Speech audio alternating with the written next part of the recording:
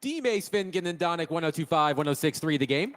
Broadcasting from the Busy Bee Plumbing, Heating, and Air Conditioning Game Nashville studios, home of the $99 yearly Beehive membership, where the buzz is always about great service. And we are proudly presented by Bet365. Whatever the moment, it's never ordinary at Bet365. Derek Mason, Adam Vingan, David Janes here with you. Willie Donick will be along shortly. We are at Bridgestone Arena. Just 2 Predators games left this season, both at home, starting tonight against the Utah Hockey Club. Puck drop at 7, pregame at 6, right here on 102.5, 106.3 The Game. Derek, today, it hit me really for the first time. Now, we've known that the Predators have not been playoff eligible for a while. It's been official for a couple of weeks. We've known for months that this team was not going to make the playoffs. But it hit me today that we will not have playoff hockey in Nashville this spring just because of the weather. It's sunny. It's hot. It reminds me of all of those first-round series I had the privilege of covering over the years. We will take plenty of time once the season ends. The Predators' season finale is Wednesday against the Dallas Stars. And once the season is over, we will dig deep into where the Predators go from here. But today it hit me just walking outside, feeling this weather, that we're not going to have playoff hockey. But that's not the story of the weekend. The story of the weekend, we talked about it on Friday, and it blew up over the weekend. Nico Iamaleava out as Tennessee's starting quarterback. When we went on the air on Friday, it had been reported that Iamaleava no-showed Tennessee practice the day before Tennessee's spring game, and then the reports began to surface on Saturday morning that Iamaleava and Tennessee parted ways. The tipping point, according to Tennessee coach Josh Heupel, came Friday morning when Iamaleava did not show up for practice amid his ongoing NIL contract discussions with the school. And we are going to cover this from many different layers. We're going to get into the weeds on this entire situation and what it means for the state of college football and college sports. But let's just start broadly, Derek. Your reaction upon learning that Nico Iamaleava was out at Tennessee over the weekend. It was surprising because, this isn't something that, for the last month or month and a half have been floating around. And then finally, it happens. No, this is something that seemed to have happened in a sense overnight. 1 minute he's there and then the next he's not. And the only reason one could, wonder or think why he would lead the program was because of the NIL. And that's what kids are doing now. They're trying to, profit from their play. Because essentially that's what it is. You're profiting from your play.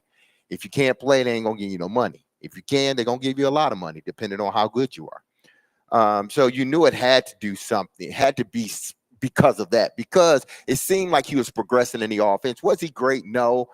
But he wasn't bad either. You saw that, he got better from the previous year, but he still, had a lot of learning or developing to do. So you kind of figure, well, I mean, what other reasons could he be leaving other than, NIL? But now you start to hear all the stories that are coming out. And this is one thing that I'm not going to do, because you hear former players or current players, now all of a sudden it's, you can't do that, honor your contract, this and that. And my thing to them is, okay, well, practice what you preach. You honor your contract. When you have a 5-year deal, don't come back to the table 3 years later, because essentially, that's what it is. Him coming back to the table after a year or 2. That's essentially what it is. So don't come at me, with this, honor your, and anybody else that says that, honor your contract. Now, listen, this is what you decided should happen within the landscape of college sports. This is your doing. So whatever the kid chooses to do, whether I think is right or wrong, I'm not going to get on him for it. I'm not. Because don't get mad at the system when you created the system. So Josh Heupel. Or don't get mad at the player with a system you created.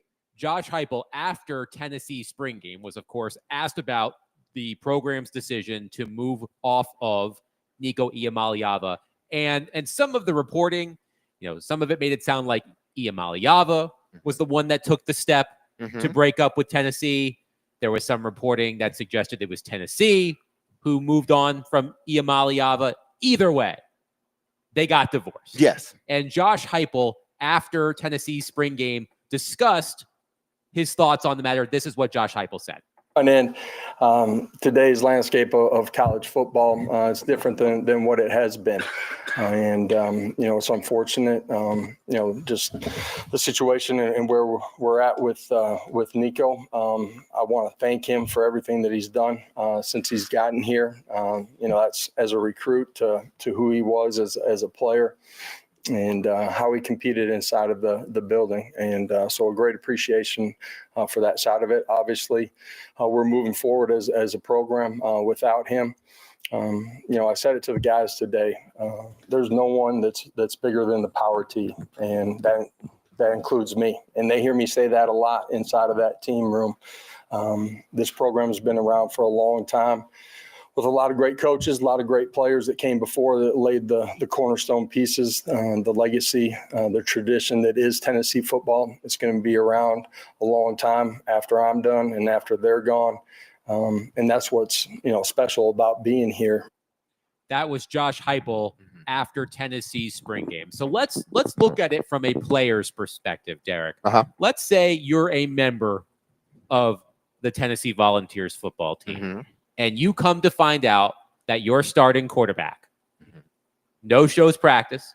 He's in what effectively is a contract dispute. The team moves away from him. He leaves the program. How are you feeling in that locker room, knowing all that you know about how this played out? If I, because obviously, when you're inside the locker room, you are privy to information that a lot of people don't know. And maybe it's not told direct because you are around it and you saw him when he was there. And then all of a sudden now he's not here. And what was probably being said within the locker room even before it got out. So knowing all of that, would I be disappointed? Yes, I would be. As a player, I'm 18 years old. I would be disappointed, because why? Because it lessens our chances at getting back to where we wanted to get. And that's just being a competitor. But then I got to understand the business side of it too, because this is what y'all want these young kids to be. Y'all want them to be kids, but also y'all want them to be businessmen or women as well. I would have to understand I may be in that certain situation because it's just like pro sports. That's why you never really hear pro athletes complain about somebody in their locker room when it comes to money. Very seldom. You may hear guys that say, man, I wish he was here, but they always end with, I understand. Even probably New England, they didn't talk about it. They wouldn't breach it. And if they did, they would try to keep it so team-centric that we're not even talking about that person. We're not going to even, because whatever we say, y'all going to use it against us. So we're not going to say anything we're not going to say anything at all. But my thing is, would I be disappointed as a teammate? Yes, but I would understand that this has become a business. And they want you to, the way this is all set up now, because they chose not to do anything on the front end, they force kids to be grown-ups quicker than what they should be. Don't blame it on the kid. Don't. They're just monetizing from the abilities that they have. But don't blame them for the system that they're entering into. So you don't think that, let's say Tennessee acquiesced to Iamaleava's demands. They paid him the $4 million per season that he reportedly wanted. And he walks back in that locker room. How much, I'm trying to think of the best way to say this. There wouldn't be a concern on your end that he could have lost the locker room if Tennessee would have said, here, Nico, you want $4 million? We'll give you $4 million. He no-shows practice on Friday. He walks back in the locker room on Saturday. You don't think there would have been plenty of teammates in there looking at him like, you prioritized yourself over the team. I mean, I'm just curious from a player's perspective, if there would have been any way, had Tennessee retained him, he could have walked back in that locker room and been a leader. I think it was Rick Neuheisel. Jared played a clip of Rick Neuheisel the other day, basically saying the same thing. Like, I'm going to trust this guy to break us out of the huddle and lead us after he put himself above the team. How much concern would there have been in your mind about that? See, that's the stuff. I look at it totally different. Again, does pro athletes have a problem walking back into their locker room when they've had a contract dispute? If they are leaders, considered leaders before they leave that locker room. When they walk back in that locker room, they're the same leaders. Why? Because we are in a professional setting. That's what they're into. They're in a professional setting now. Make no mistake about it. Do not use amateurism anymore. They are in professional sports. You can call it the minor leagues if you want to, but they are in professional sports, man. So if I was considered a leader before I walked out of that locker room and people love and the guys love me and everything, not much is going to change when I come back because they understand. See, people are scared to say the things they really want to say. They know good and well.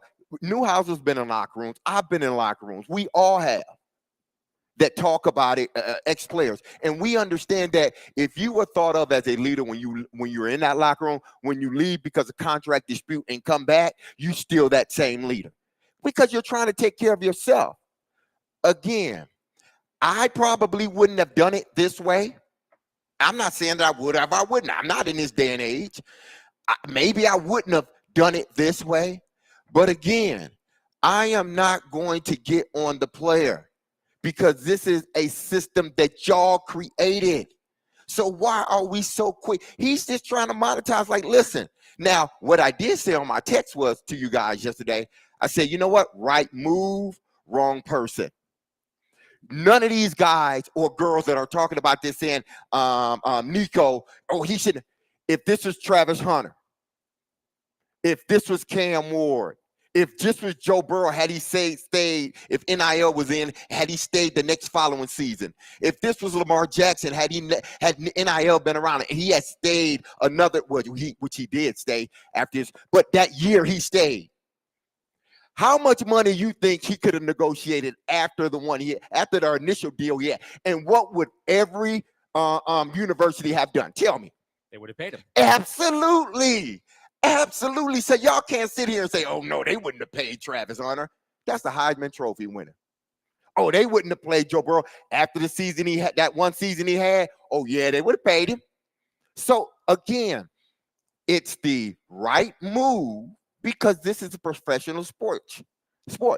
This is the right move, but the wrong person.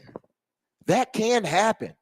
I guarantee you, this wouldn't have been a question at all if Travis Hunter chose to stay another year and said, hey, listen, Colorado, either y'all give me the money or I'll leave. Had Colorado not giving the money, what would everybody say? Deion Sanders, you stupid. This is why you should have paid the man. Right move, wrong person. To put Nico's season into perspective, he threw for 19 touchdowns, but 7 of those 19 touchdowns came against Chattanooga and UTEP. Mm-hmm. And no disrespect to those fine programs. They are not what I would consider elite programs. And 4 of his 9 touchdowns in SEC play came against Vanderbilt. And Vanderbilt had a wonderful season. We have a tremendous amount of respect for Coach Clark Lee, Diego Pavia, and the Vanderbilt program. But 4 of his 9 touchdowns in SEC play came against Vanderbilt. So I think the common sentiment, to your point, Derek, is that Iamaleava overplayed his hand. Mm-hmm. He had not done enough to warrant that type of raise. Exactly. And I think there are a lot of Tennessee fans, and I know a lot of you are listening, so call us, text us, 615-737-1025. Our phone and text lines are driven by WilsonCountyHyundai.com. A lot of Tennessee fans are willing to deal with some short-term pain to move past this, right? Like, I'm not laughing at you. I'm just laughing at something else I'm thinking when you said short-term pain. Short-term pain, long-term gain. Yeah. My point is Vols that, fans been through so much pain, not just short term, in the long term. I mean, where does this rank, by the way, Mhm. on the craziest things that have happened to Tennessee football in the past 10 plus years? This really, honestly, There's the whole Lane it ranks Kiffin one. thing, it has to rank the one or Greg two. Schiano thing. There's a lot that's happened at Tennessee football. So this is just like the craziest thing that's happened in like the last like 6 years. There's a lot that happens with Tennessee football that makes for excellent drama. But nevertheless, I imagine there are a lot of Tennessee fans out there who are okay if the Vols win one or two fewer games this year because they don't have Nico Iamaleava as their quarterback. And we'll talk about what Josh Heupel did and what sort of ripple effect that might have on this landscape with a coach basically standing up to his quarterback and saying, no, we're not paying you that. Get out of here. That's effectively what happened. But I want to hear from Vols fans throughout the show. 615-737-1025. Your thoughts on Tennessee's decision to part ways with Nico Iamaleava and the ripple effect that this will have across the college football and college sports landscape. We're going to attack this story from many different angles today. We want to hear from you. 615-737-1025. Let me tell you all that the Atlanta Braves country road trip is coming to town and teaming up with the Nashville Predators and 1025 The Game. You can join us at the BetMGM Sports Lounge inside Bridgestone Arena this Wednesday for a Braves watch party as they take on the Tampa Bay Rays at noon. There will be awesome giveaways like a chance to win Braves tickets to the game of your choice every 30 minutes, plus Braves hats, t-shirts, and autographed baseballs. Also, the first 15 people in the door will win a pair of Preds tickets to that night's game, the season finale. For more details, visit thegamenashville.com/events.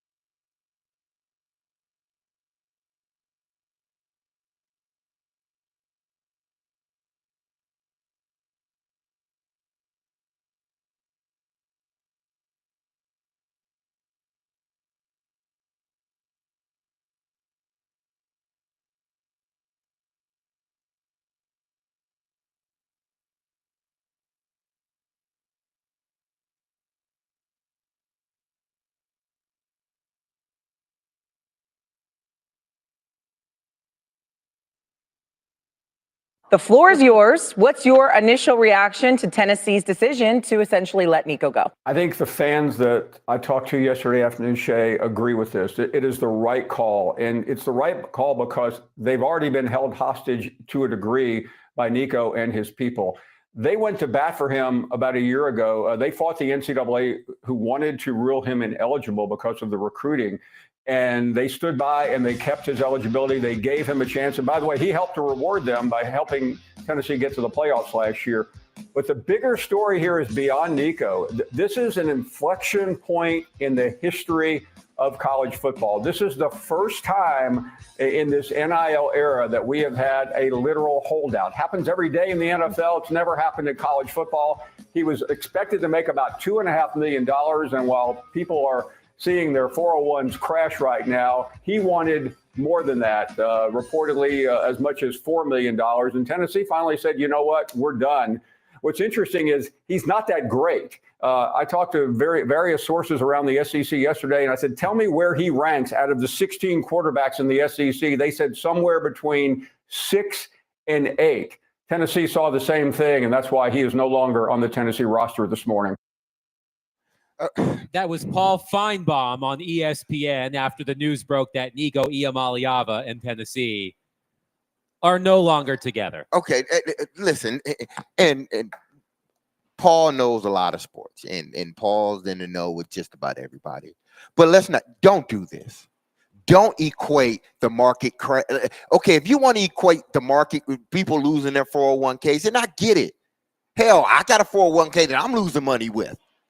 So I get it, but don't try to pair that up with what Nico is doing. Now you're turning a group of people against them that probably didn't even know anything about him. So Paul, that is effed up. That is true. Like, that is, to me, that takes it beyond what it needs to take. Because I can say this to Paul. I can say this. Well, Paul, maybe his mom and dad been working and they see their life savings that they've earned in Social Security or 401 is starting to dwindle day by day by day by day. I'm not going to even get into the politics of it, but they're watching their life just go down the drain. And the only sort of life raft they have is their son. Okay, you put yourself in nation. If indeed this is where you want to go, you want to throw in, people are, and he's right about that. But do not, and I repeat, nobody across these airways, don't try to equate what's going on in the market to what he's doing. Because if you want to, we can have that argument, and I'm sure I would win the argument. It was an off-the-cuff remark. He certainly meant it flippantly. But you can't do that nowadays. I didn't hear it the same way you did, but I understand where you're coming from. Let's get to your reaction at 615-737-1025. By the way, some reporting from ESPN, from Pete Thamel. The day before the winter portal ended in January, Iamaleava's representatives asked for his deal to increase to the $4 million range, but Tennessee didn't redo it.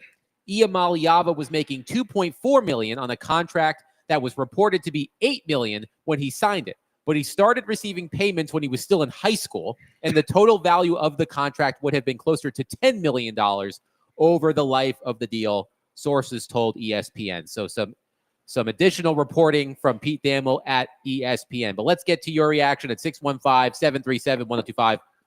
Let's start with Joey in Gallatin is on our phone line, driven by WilsonCountyHyundai.com. I think it's the same Joey who just texted in and made fun of my glasses. Joey, thank you for calling. Please go ahead.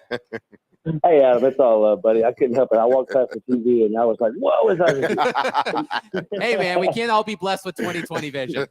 Hey, you're right. So my approach is, everyone is excited because Nico was the man, just like Ellie Tobin in Nashville. We were ready for him to get here. When he got here, we were waiting for him to show what he was supposed to show us. And, Nico had a good year, but it wasn't he didn't live up to the hype. So, we hang on there, we cling to it. We think about the good games. And, of course, the Chattanooga games and everything else, that's, a little different. But if he's going and that's his mentality, then things wouldn't have been good even if Tennessee paid him the money that he was asking for. They say that there's been rumors that he was asking for a Bugatti as well as $2 more million, and that's fine and good. But he barely earned the money that he made and got us where he got us. He's a good player, really good player.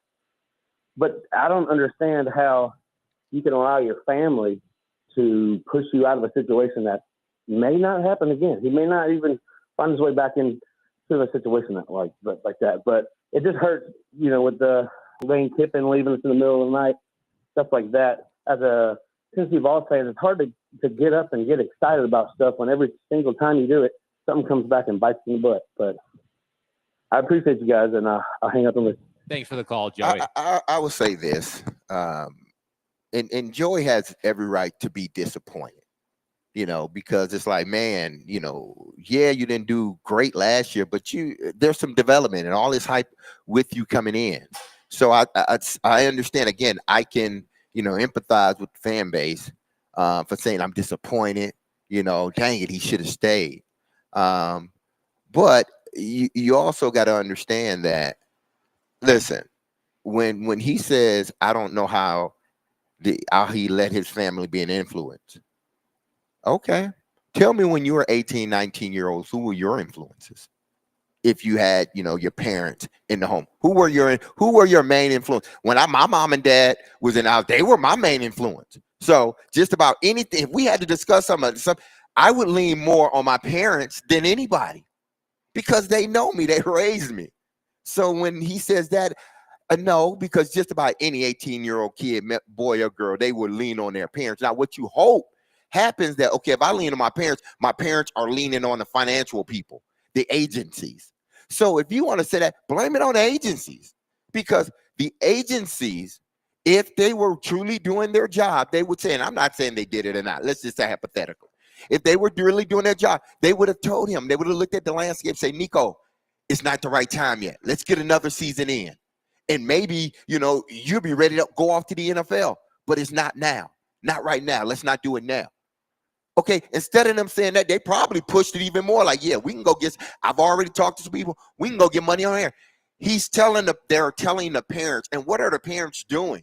They're leaning on them because why? They have the expertise. So if I'm leaning on that person, which has the expertise, and my son's leaning on me, that's what we're going by. Or if my son's leaning on me and I'm leaning on expertise, shouldn't we be blaming expertise? People, just think about it. Critical thinking, use it.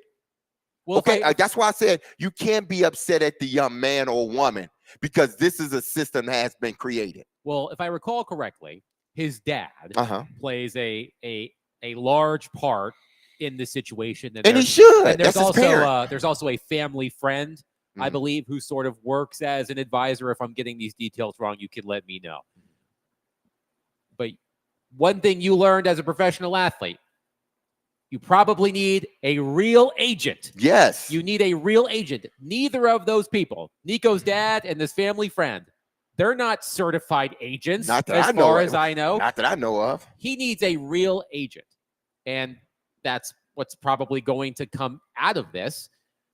But again, it goes to, we were talking about this during the break. You made the point in the first segment about how if Nico Iamaleava had a Heisman Trophy worthy season, Tennessee fans probably would have been more understanding of the situation. We use the example of Ja'Marr Chase. Ja'Marr Chase missed all of the preseason last year, if I'm not correctly, because of a contract renegotiation. And there probably wasn't a single Bengals fan who said, screw that guy. Who does Ja'Marr Chase think he is? Get him out of here. Because Ja'Marr Chase is good. Nico Iamaleava, this is the question I have for you, Derek. He's going to transfer. Yes. And we can talk about where he might go. He's going to transfer. How much do you think this situation is going to follow him to that next school? Because there's going to be pressure on him wherever he goes next, especially if those schools, or that school, I should say, if that school pays him what he wants. If there's a school out there that will pay him, you want $4 million, Nico? Here you go. We think you're worth it. I mean, if he struggles, if he plays the way he did last season, I know Tennessee went to the college football playoff.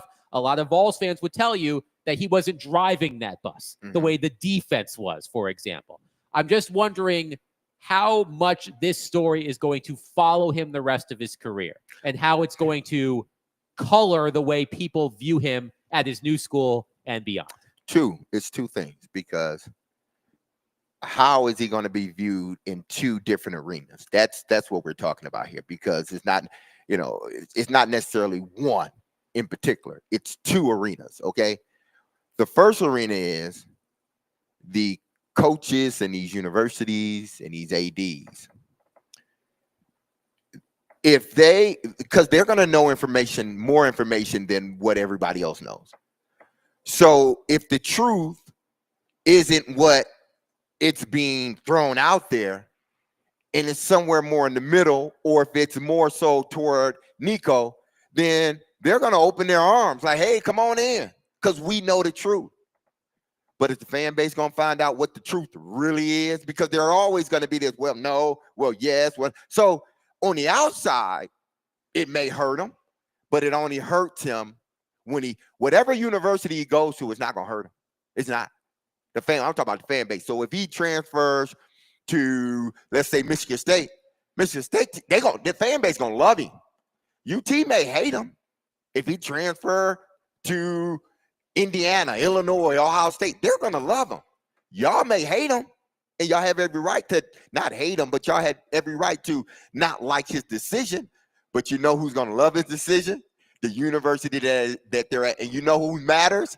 That university and nobody else. Okay. Now, in the inside, you would hope that it's somewhere in the middle. So you're still going to have coaches that say, okay, I understand where the kid and his family is coming from, but I see the end university. That may give a better number across the board of what it can potentially be, because they're going to reach out to enough universities where they're going to find out what that true number truly is. So inside the bubble, it's going to be viewed as different. Outside the bubble, whatever narrative continues to be pushed, Vol fans will always dislike. There'll be a portion of Vol fans and a lot of other fans around that will dislike the decision that was made by the player. That's it. That's just how it's going to be. But if he goes to Illinois, if he goes to Clemson, what matters? That fan base. That fan base is going to love him. Especially if he start winning football games, they're gonna say thank you for leaving. 615-737-1025. Also, another interesting tidbit, which I did not know until all of this happened. SEC rules prohibit transferring within the conference in the spring. Yes. If the player desires immediate eligibility. That means Iamaliava can't go to an SEC school, and no quarterback on an SEC roster can go to Tennessee if they hope to play in 2025. And we've got a lot to get to about this. We'll cover it from as many possible angles, and we'll continue to take your reaction.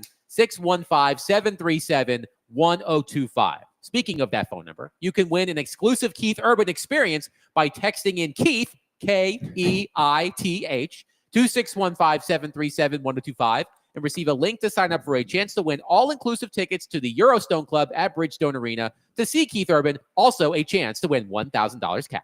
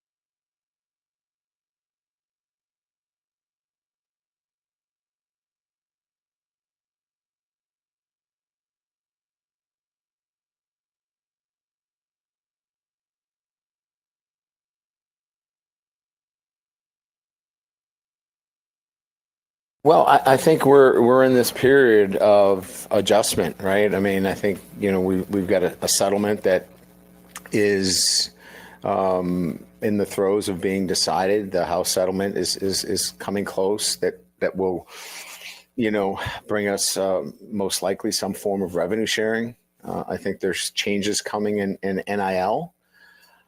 I think this is the first version of corrections, maybe. I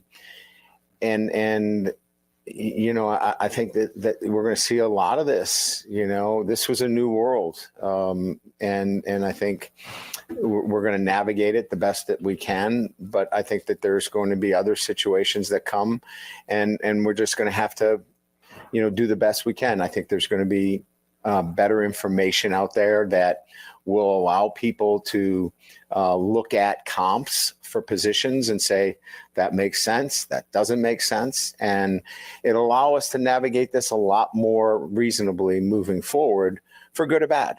And people can make decisions. If you want to pay X, then that's what you can do. But I think this is the natural course that would happen when there weren't many guidelines out there.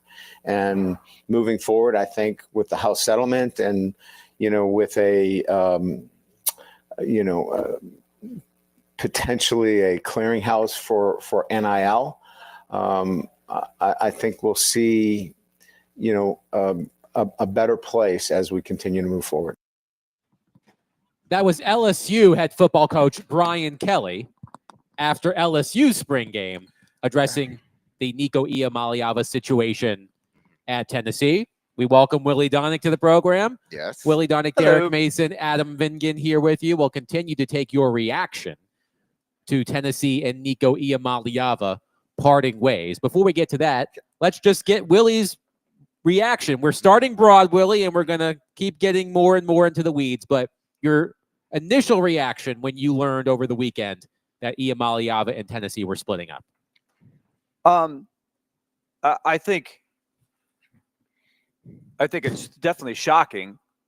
I thought we hit on it pretty without knowing when the story surfaced on Friday, without knowing where it was going then.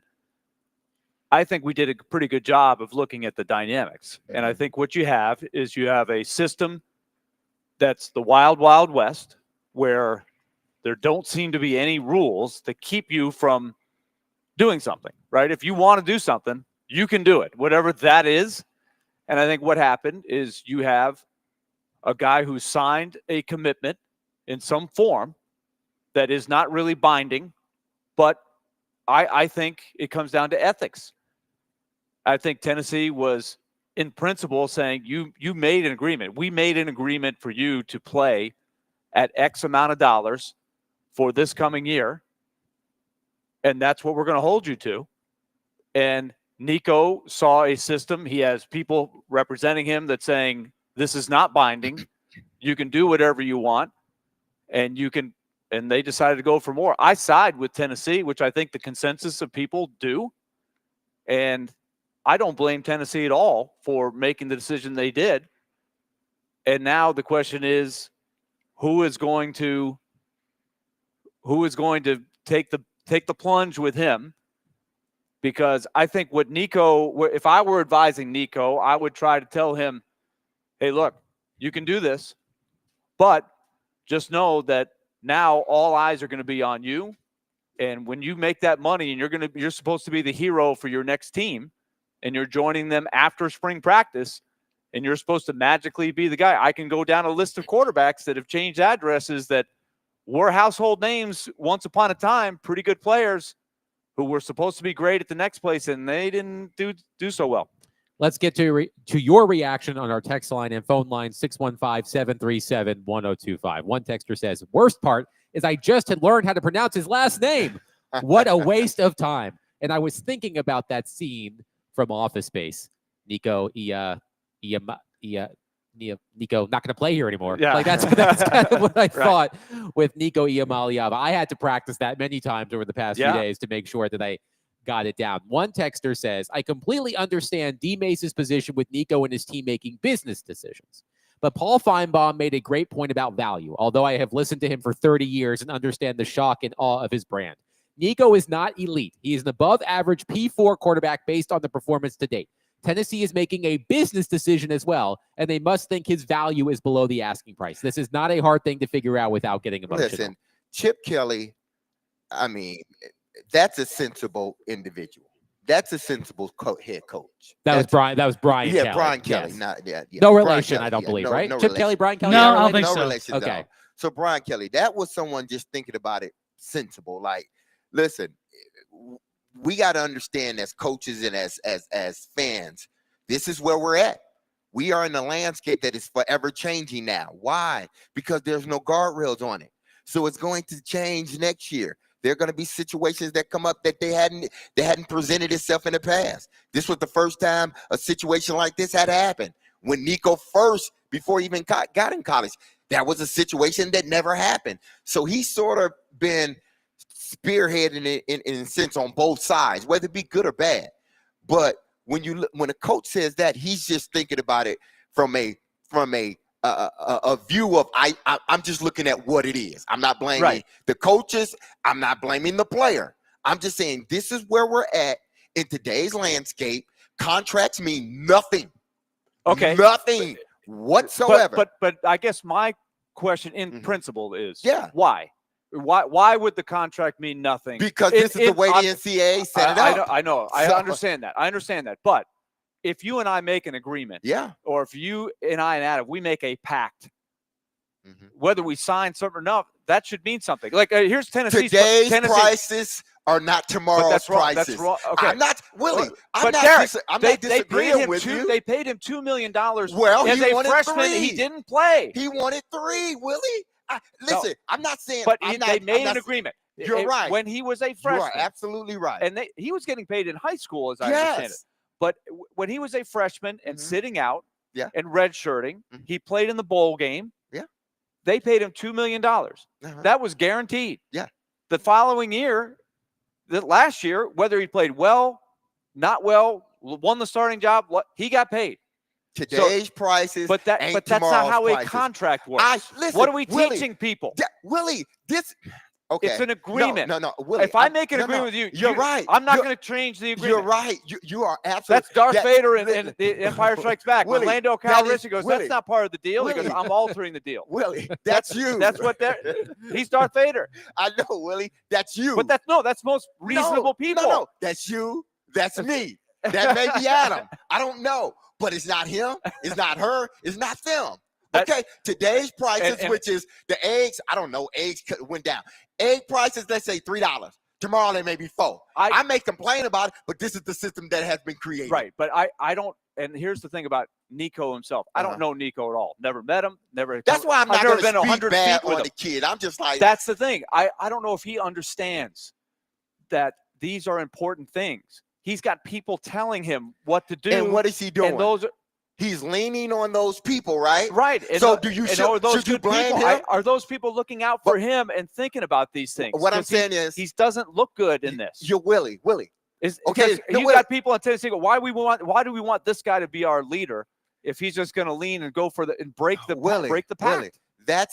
Willie, because you're looking at it from amateurism. You're looking No, at you are. I'm yeah, not. you are. I'm not Willie, looking at it. you're- I'm you're looking at it from ethics. No, ethics. you're looking at it from a Ethics. amateurism where I'm looking at a team, No, part of a okay, team. exactly. Ethics. from an amateurism Principles. because professional sports don't work that way. I'm gonna tell you that right now. Professional sports don't work that way. Professional sports have contracts. But if I sign a contract today and I want to I say I get a triple crown tomorrow, well, which is the next 2 years later, I get a triple crown because essentially that's what it averages out. That's what it really is. It's like we look at it as 1 year. He didn't have the triple crown. No. What I'm saying is this: we look at it as 1 year in college sports. Yes, you're right. But if you're equating it to pro sports, which it should be now, then it's essentially 2 years. So yes, year 1 or year 2, yeah, I did do that. Yeah, you gave me that money. But and listen, I'm not saying you're wrong. I said this: right move, wrong person because your numbers don't match up to what you want. But if I say, listen, I did well my freshman year. Sophomore year, that's 2 years in the NFL. So that's now your third year. I'm coming back to the table. We see sportsmen, we see athletes do it every year. Every year it happens.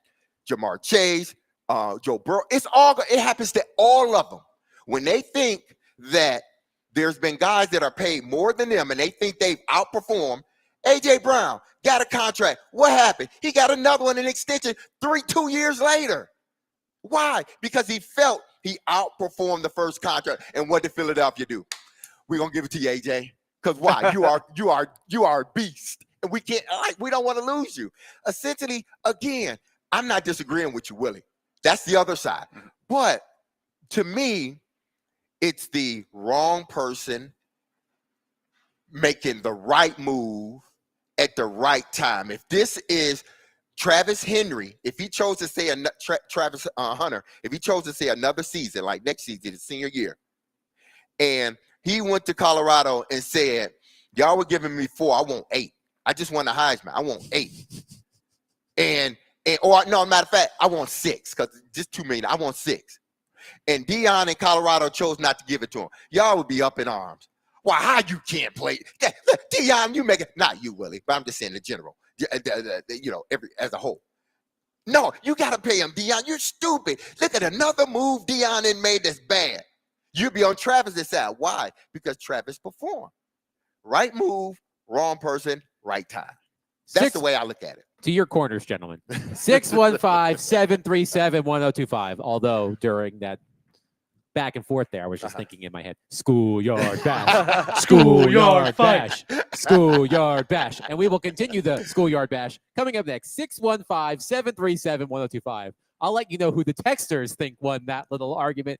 Coming up next, 615-737-1025. Preds fans, don't miss Smashville Live tomorrow night at Brewhouse 100 in Bellevue at 6 o'clock. The final Smashville Live of the season. See your Preds star players up close and personal and also get autographs and pictures. Preds players joining the show tomorrow will be Luke Evangelista and Matthew Wood. That's Luke Evangelista and Matthew Wood for the season finale of Smashville Live. That's tomorrow night at Brewhouse 100 in Bellevue.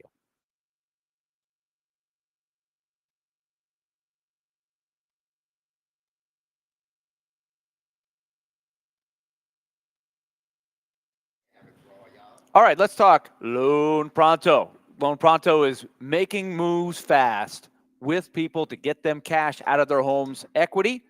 You might have heard Roger Moore. No, not the 007 actor Roger Moore, but Roger Moore from Loan Pronto. You may hear his voice on our airwaves talking about Loan Pronto's principles that work so well for all of their clients, including me, because inflation, higher costs these days have put a lot of people in a stressful financial situation. But right now, interest rates are down. And so your home's equity can be a valuable tool for you to put you in a better financial position by paying off a car loan, paying off a credit card bill that's got an insane interest rate. And it can save you money every month. Most times you can get this money in less than 2 weeks, and you don't even need an appraisal in most cases. So Loan Pronto wants you to use your home's equity as a tool for you. Wipe out those debts. Do the smart thing. Stop paying insane rates on those credit cards. Call Loan Pronto right now at 615-499-5780 or their website, loanpronto.com. 615-499-5780 or loanpronto.com. Equal housing lender, NMLS 166-1781, subject to lender approval, NMLSconsumeraccess.org.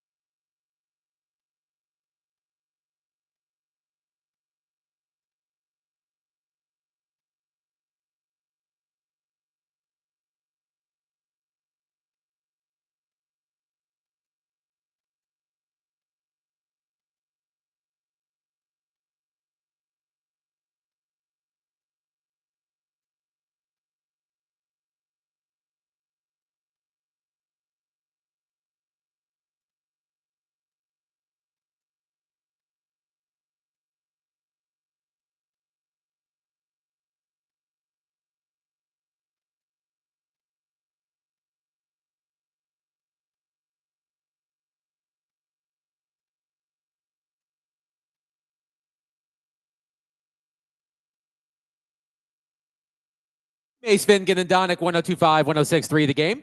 Broadcasting from the Busy Bee Plumbing, Heating, and Air Conditioning Game Nashville studios, home of the $99 yearly Beehive membership where the buzz is always about great service, and proudly presented by Bet365. Whatever the moment, it's never ordinary at Bet365. Willie Donick, Derek Mason, Adam Vingan here with you inside Bridgestone Arena. Predators versus the Utah Hockey Club. Game 81 of 82 tonight at Bridgestone Arena. So in the previous segment, it got a little spicy between Willie and Derek. I always like when that happens. It doesn't happen a lot, which makes it even more special when it does. And we've got some reaction. Yes, love it. One texter says, take the LD Mace. Willie is 100% correct. Yes. Alex from Clarksville. Mason is so off on this. My Yes. heavens. Jeff, I absolutely agree with Willie's point about ethics, but he knows himself that money has overpowered ethics as the top dog in today's America. Let's Yes. see. Willie with the TKO, says one texter. Ooh, Let's see. I got to pull a Rocky. Come on. Come on. I do think somebody in here said that you won, Derek. Let's find out. One texter said, spirited debate, good points made both ways. I think D Mace got it with the Travis Hunter Yes. argument. Ooh, I got the body shot, put you to the ground right there. My man, Pete. I wonder what he Travis thinks. Hunter. But this is again, I brought this up on Friday. And again, I am trying to be a voice in the woods because nobody's singing my song in the woods. There are a lot of people singing your song in the woods. No, Willie. but this is a different song. This is the song about staying in one spot and the value of being in one place and not three, like Yeah. a lot of people go to. Yeah. And I go back to Derek. You would say you've referred to it on our show many times. Friends that you met at Michigan State. How many others have them? Yeah, friends? but the guy that your buddy that you guys Sean. pull together Yeah, Sean. $200 Yeah, to get Sean. a car, Yes, the Bullet, right? absolutely. It's a great story. Those are your guys. Those are your Yes. tight circle for life, right? I wonder if you can have that when you go to different places, right? But Nico has an opportunity to be that rare guy that is at the same school as a starter. And think about Peyton Manning. Where was he last June? He was at the College World Series, supporting Tennessee. He was at the college basketball run. He is Tennessee through and through. Yep, you're right. There's a value to that. Nico could be that guy. I don't know if they ever win a national championship if he would have stayed, but I think by the time he finished, he could have a pretty good career, win a lot of games, and he could go back there anytime, be celebrated as a guy that was really good. Yeah, I right. missed the He apparently doesn't care about that. I missed the most important text message Yes. in that recap from Paul. Willie Donick, 1,000% wrong on Gatorade colors, 1,000% right on the Nico situation. Okay, Willie. So, Willie. But you see what I'm saying? No, Like, I get. is there value in that? Is there value in Willie, his Willie. guys that he's playing with right now? I'm sure he has a tight circle of friends that know him better than anybody else. Are I playing told the you world's- nobody's singing the my world's song. smallest violin here. Do I Yeah. need? Are you flossing with it now? It's the world's smallest violin. Do I need to repeat the CM Punk quote? I'm not here to make friends. I'm here to make money. Listen, I understand it, Willie, that when you go off to college, when you enter into that dorm room, a bunch of just crazy kids are running. Right. All of us don't know a thing.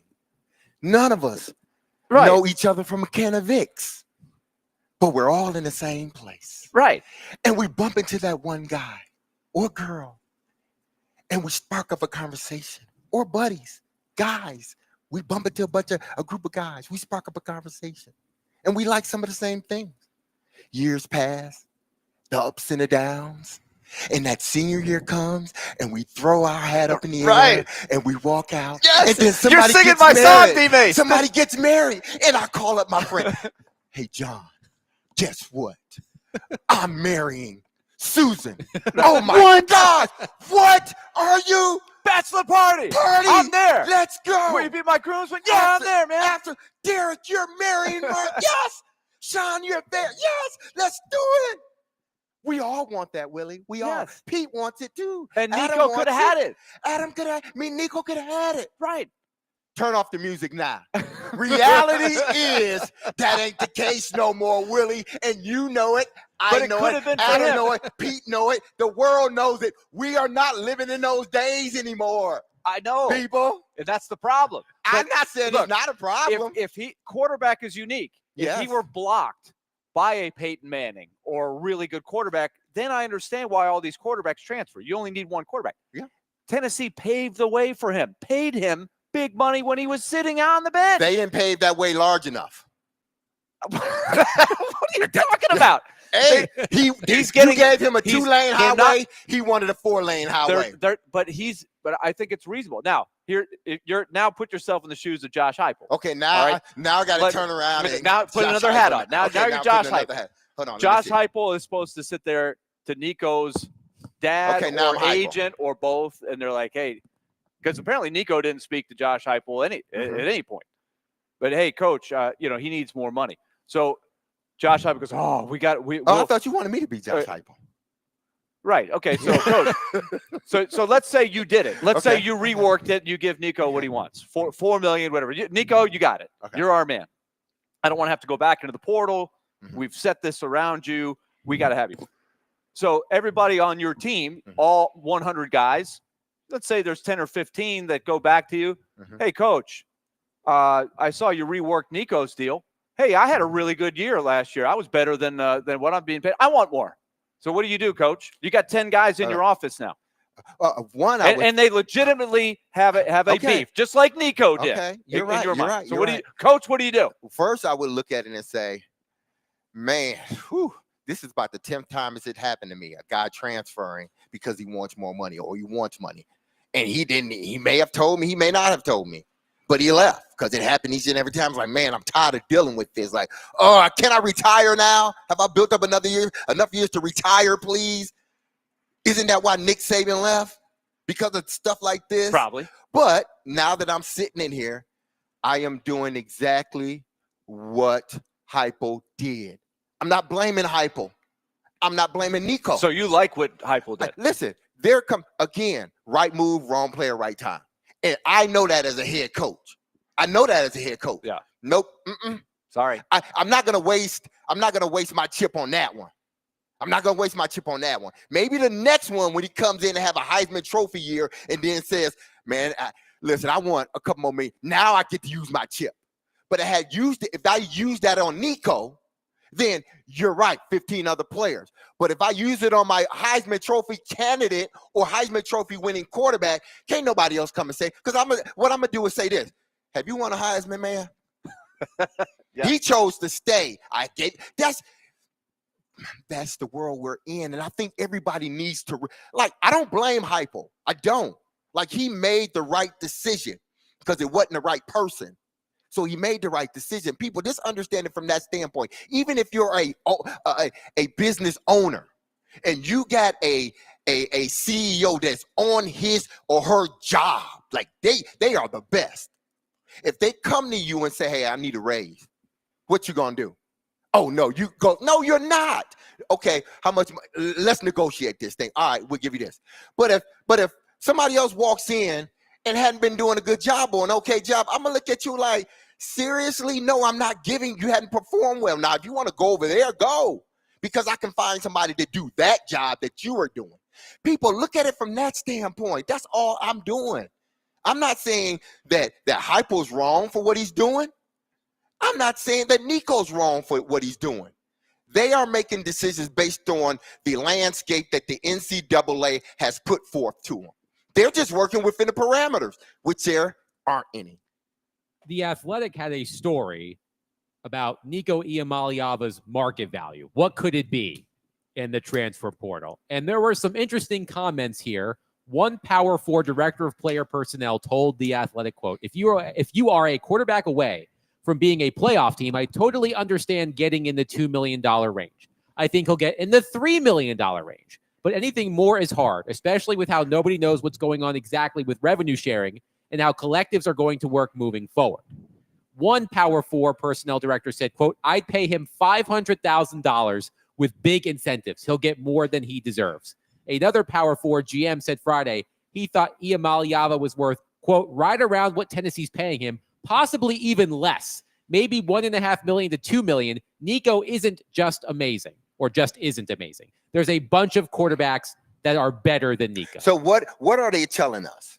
They're not saying that it was wrong, like the act was wrong. They're basically saying it's the wrong person. That's all that, because everybody brings up, well, he didn't perform. He didn't perform. That one even said, well, yeah, I would have gave him the 1.5, 2 million, but I'm not giving him an extra 2 million. Like, if you're earning 1.5 to 2 million, you're then not coming back to the table, Nico, because you hadn't done anything. But they're not saying, what they're not saying is, had that been Travis Hunter, what they would have said then. And I understand it's a hypothetical, and I get the situation that we're in now, so you're looking at it for what it is. But again, I try to be forward thinking and try to see the landscape as a whole, like trying to really not pick sides. And in this situation, I know there's going to be sides that are picked, but me, I'm just looking at it as the player's not wrong. Heupel's not wrong. The system is wrong, which the ADs and the presidents, they created this system. That's what Saban told them a long time ago. I still have a problem, though, and I said this before. I have a problem if he signed, which is what has been said, that he signed something that has him agreeing through this year. Well, just sue him. Sue him. Sue him. If it was that binding, just sue him. But Tennessee's not going to do that, or nobody else is not going to do that. It's probably not because binding. It's not binding. Yeah. So, but it's still your word. When you sign something, you're giving you both sides, just like he would be upset if Tennessee balked on paying him. But Tennessee has the ethics on their side, because from what I understand, they paid him even though he barely played his first year. They paid him for what he did last year. They hadn't paid him, at least. But they agreed I know, for what they would pay him. To my understanding, and I could be completely wrong on this, they paid him already for what he did. They haven't paid him that has that money kicked in now for like how much of the, say, 2 million is remaining on the contract. If there's $1 million left or $1.5 million left, well, $1 million left after a 2-year deal, then okay, let's just wipe our hands. I get to keep my $1 million. You go about your business, do what you need to do. But if I gave you all up front, now that I do agree with you. If I'm giving you basically all the money, I know we don't have a contract. We've already we've been investing. But did they give it? Did they give them all the money? I haven't heard otherwise. Yes, but I haven't heard they have. Tennessee, I believe, has gone. Well, it's not really Tennessee. It's not really Tennessee. Well, but I think people in Knoxville have come forward with this because they want people to know what has happened here. But you would be stupid to if they money. If they hadn't paid him, I don't think they would want that out. No. But you would be a dumb business person. You would be, because it goes along with things you have done in your house. Prime example, and I did this a long time ago, where I ended up paying a guy for the whole job, and it ended up not being what I wanted, instead of paying him. And that was the last time that I ever did that, because I learned my lesson. If you are a smart business person, I'm paying you as you do the job. I'm not going to, if the job's a $500,000 job or a $5 job, I'm not giving you $5. I'm giving you $2.50 or $2.50. And when you finish, I'll give you the rest. But let me give you, we can renegotiate. I'll give you one more example. For those that are Braves fans, I had a Braves fan bring this up, and it makes sense. Can I throw one in there as well? Yes. One texter says, as a younger Preds fan, it's the reason I'll never forget Ryan Suter. So why don't you throw Ryan Suter in there as well, perhaps? Do you see a similarity between the Ryan Suter and Nico Iamaleava? No, because Ryan Suter was a free agent, and I think he did. Ryan Suter probably led them down the path, at least if you believe David Poyle. Ryan Suter led him down the path to believe he wanted to stay, but he exercised his right to be a free agent and chose to go elsewhere. All right, go ahead. Sorry. I had a Braves fan bring this up. What do the Braves like to do? They like to identify their players early and lock them up to long-term, and they believe it's a long-term investment that will save them money rather than wait for them like the Red Sox did famously with Mookie Betts. Wait till it's too late, and they lost him. So let's take Spencer Strider. They signed him to a long-term deal. He blows out his arm last year. The Braves can't go back and say, hey, Spencer, you blew out your arm. Now, you can in football. Yeah. Right. That's the difference in the NFL. Mhm. But the Braves are going to pay him that money, and he's coming back off the injured list later this week or next week. He could blow out his arm again, never pitch again. He gets every penny of that Why? because it's a guaranteed Hey, contract. it's a guaranteed contract. So I think when you That's why sign you a can't contract, do that in football. but That's why football But in happens this different. case, it was Tennessee paid him. They didn't go back each year and say, "Hey, Nico, you But didn't we don't play. know. So we're going to rework this deal because you didn't play your freshman year. We don't know. You only played in the You're bowl right. game. We had Joe Milton, and he played the whole year. So we're not paying you that $2 million. Willie, I am in agreement. I'm not disagreeing with you that if they gave him, if it was a $2 million contract and they gave him all $2 million up front, whether it was a binding contract or not, I do fault everyone involved that chose to walk away. I do fault that. But that should mean something to Nico that they have been to their word. I understand. He that. hasn't. He wasn't. He didn't light it up last year. They still paid him. I get it. And they're willing to pay him for this coming year. But again, they didn't recruit over him. If there's still $1 million left, and I say, hey, listen, I want more money. Again, right move, wrong person. If I want more money, then you have two choices. Either you can give me more money, or you can say, you know what, let's stop now so I don't waste any more money. I'm going to stop. And now I can get my $1 million. You get your $1 million and you perform to a point where you thought you would get more. We didn't think so. We paid you. Services rendered. Move on. I got my, see, if somebody out there truly knows, like you got the particulars, like I want to know, I don't want to hear a hearsay. But if you know if he's been paid all of that money, all of it, then I am that pushes me more to the side of just honoring a contract, Willie. That's all I'm talking about. If indeed that was the case, then I'm with Willie. Man, come on. As an adult, you should know. Because I'm not going to expect the kid to really, you should know as an adult. If they didn't gave you the $2 million, you need to finish out this last year. And then next year you can renegotiate and go on. Because if it was a 2-year deal and the deal start, what was it? He finished up his second year. So if it was a 3-year deal, 3-year deal, and they paid you the money and they paid you all up front, then dude, you got to give me another season. You have to, or I'm going to sue you to get my money back. 615-737-1025. Our phone and text lines are driven by WilsonCountyHyundai.com. We will take your reaction throughout the program on the Nico Iamaleava situation with Tennessee at 615-737-1025. We'll also have Teron Davenport joining us at 1 o'clock for his weekly Titans conversation. Also, we're debuting a new segment in the final hour of the program, which we will be doing daily. We'll explain later. So be sure to tune in for that near the end of the program. 615-737-1025. Willie Donick, Derek Mason, Adam Vingan, 102.5, 106.3, The Game.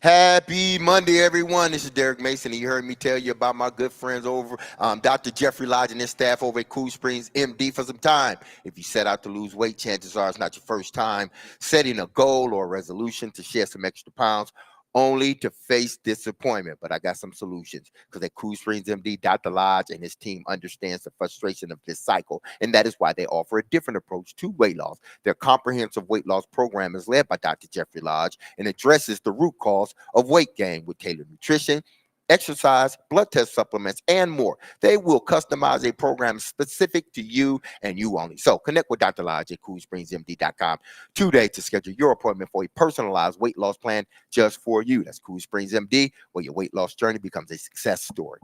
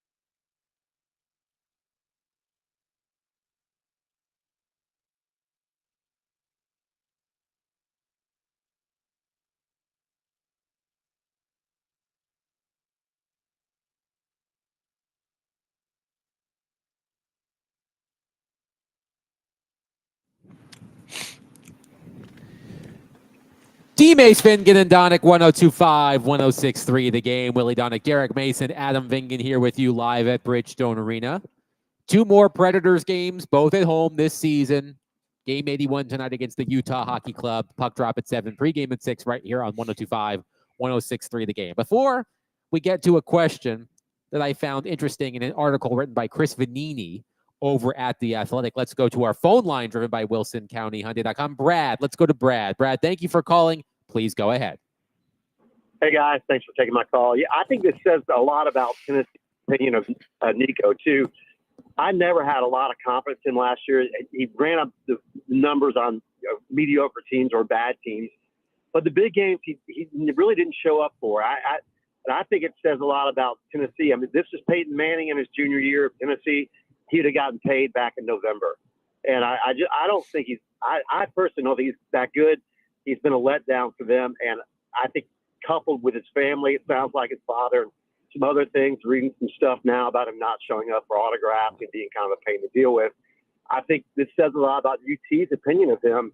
And I think it also goes to you got to recruit more. And Josh Heupel, you can lose a quarterback in the first play of the game with a broken leg, and you still have to adapt and move forward. But I wonder who's going to hit the portal now as the QBs. Or, if he goes to somewhere like Oregon where they've got 2 good QBs, can one of those guys hit the portal again? I don't know. I don't know that much about it, but certainly there's got to be some options out there. But I think it says a lot about what they think about Nico. Thanks.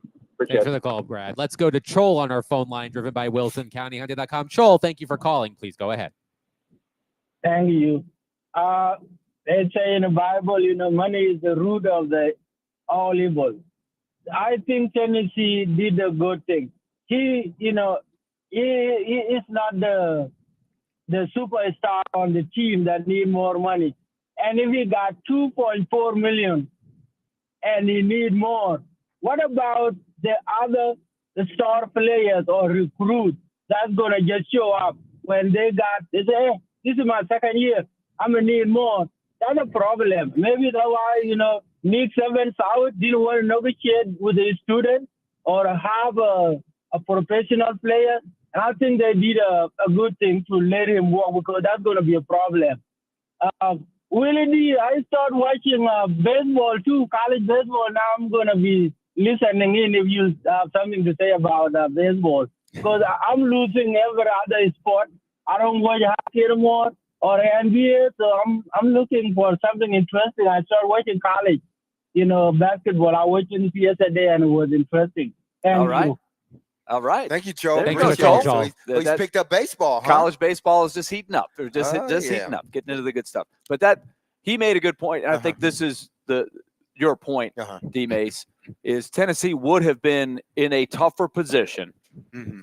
Now, the timing is they could have had this discussion right as the season ended. Yes. Right? That could or perhaps because they were in the playoffs, did he miss the window to go into the portal after the season? Because there's 2 windows. There's one right when the season ends, and there's one in the spring.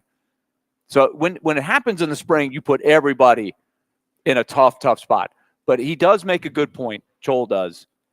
If he had lit it up, and he was definitely, by all accounts, a guy that might be worth $4 million as a, quote, free agent, Tennessee would have had a harder time playing that. But you agreed in a contract to play for sink or swim, $2 million. But this is also how it works in the real world, right?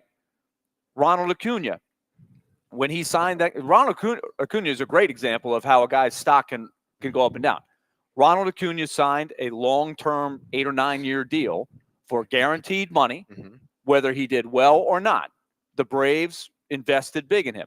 So since then, Ronald Acuna has had a historic year. We had 70 stolen bases and 40 home runs. Nobody had ever done that before.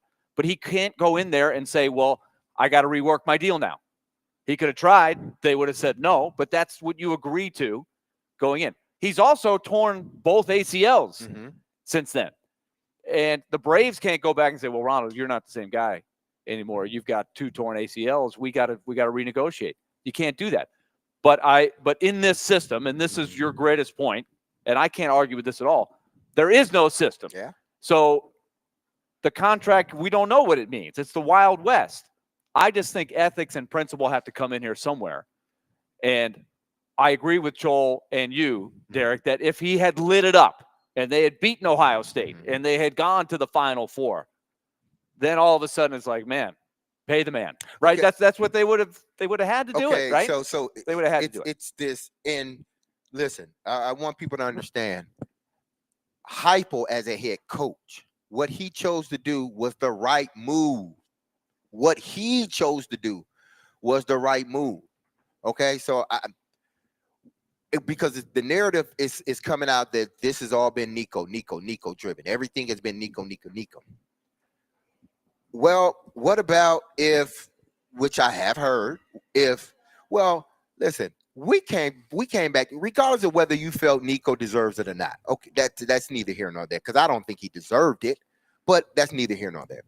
If Nico and his family behind the scenes came to you, UT, and they had been negotiating, like, listen, this is what we want, and you promised him that we'll take care of it, we'll get to it, we'll make sure we talk to you, we'll work it out. All right, I believe you, coach, or I believe you, university. So then that first window to enter the portal has passed. So now we're thinking like, man, okay, now are y'all playing games with us? Because now I could have transferred a long time ago, but no, you said, listen, we'll get it done. Don't worry about it. Trust us.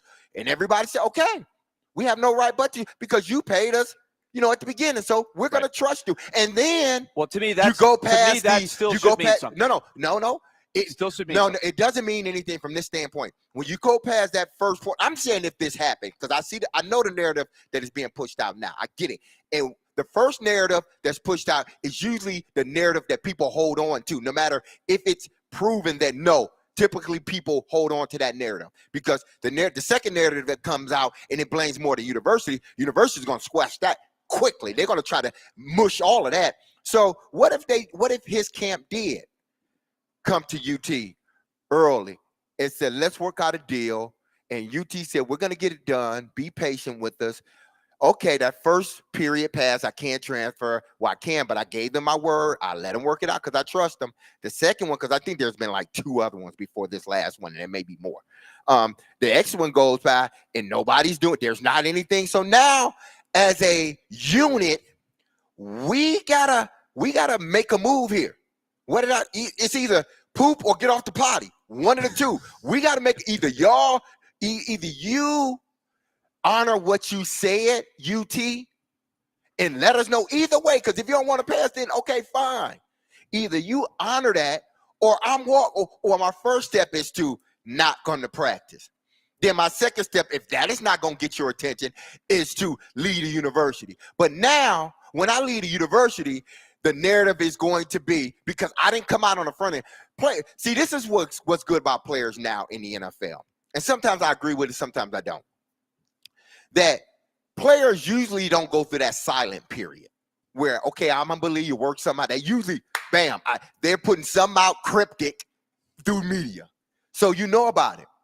So, but players, they're not gonna let it sit. Like, I'm gonna let the organization push this narrative. Players nowadays, man or woman, they're controlling the narrative now. See, maybe he should have controlled the narrative early. When supposedly UT said, hey, listen, be patient with us, we'll work something out. Then they should have put out, hey, we're negotiating with UT, but they didn't. I'm just giving you the flip side of it because that part is out there. But we are running with the narrative that UT and everybody else has pushed out, that this is what it is. And I'm not saying that either one is true or false, but that is reality. Like, whoever pushes out the narrative first typically is going to be the narrative that we remember. Fair. People, critical thinking. So, critical thinking. One texter but says, I'm not in a disagreement with you, Willie, in regards to how you. To me, if you signed a deal, that's the deal. Whether you do well or bad, both sides should honor the deal. Exactly. I'm in agreement with that. One texter says, I guarantee if Arch Manning would have went to Texas and asked for more money, they would have said, would you like that in cash, check, or overseas account? Bitcoin? You want it in Bitcoin? I think this shows Tennessee didn't have a whole lot of faith in Nico. One texter says they're putting themselves in a tough spot because they have to go find another guy. They got to go get a guy. I think they rather do that than to say we're not giving because we think he's an okay quarterback, but he's nothing special. So And most good quarterbacks have the dance partners now. So I do wonder what will end up being the quarterback situation in the fall. One texter says quickly, Nico was in the wrong for not showing up to practice. He could have done this behind closed doors, and if they didn't agree, he could have just gone in the portal. Nico showed he took priority over the team by not showing up to practice for personal reasons. He went about it the wrong way. In every scenario, D-May says he is putting himself above the team. Because what about the 100 guys in the locker room that were counting on him, and then he's just gone? Again, I do think that would mean something to me. Yes, it would mean something to me if I'm quarterbacking a team and I'm making this decision. It would kill me that I'm walking out on my team. And I do think now Nico's 20 years old. I'm going to excuse him for this, but someday I think he will look back and say to himself, I should have gone in to the coach and had a conversation and say, Coach, I'm leaving. I hate doing it, but this is the decision I made, my family, et cetera. Here are the reasons I'm making my decision, and be a man and do it. And he's a kid, right? And that's the thing that, again, these kids are making multi-million-dollar decisions or in a part of that at an extremely young age. He was doing it at 17. I get it. He's making these kind of things. But someday he's going to regret not going in there and saying, Coach, here's where I'm coming from. He didn't do it. He just packed up his bags and took off. That's a bummer. Listen, I don't know what the true story is. Maybe it's what I said just a few minutes ago. Maybe it's what's being floated out there. And I understand, hurting, maybe hurting yourself or killing whatever. But you know what the greatest cure is of hurting yourself in that situation, supposedly hurting yourself in that situation. You know what the greatest cure, the greatest vaccine is in sports today? No, you ain't even got an answer. It's money. It's money. It's money. That'll cure. I may feel bad about how it all went down. Just like coaches, they may feel bad about, man, I'm leaving this university. I love it. Gosh. 8 million ways to cure my woes of leaving. You got 8 million? Oh, okay. 8 million. I take it. Hit me right here on the shoulder. Hit me right on the shoulder. Matter of fact, hit me in my pocketbook. Put it in my pocketbook. Here it is. That cures it. And again, money doesn't solve all the problems. I know you are absolutely right about that. And I wish more people in this world thought that way, but we don't. We don't. 615-737-1025. We will continue to take your thoughts all show long on our phone and text lines driven by WilsonCountyHyundai.com. Did the Tennessee Nico Iamaleava divorce, was it the first step towards schools regaining NIL leverage? An interesting article on The Athletic answering that very question. We'll discuss that next at 615-737-1025. Willie Donick, Derek Mason, Adam Vingan, 102.5, 106.3 The Game.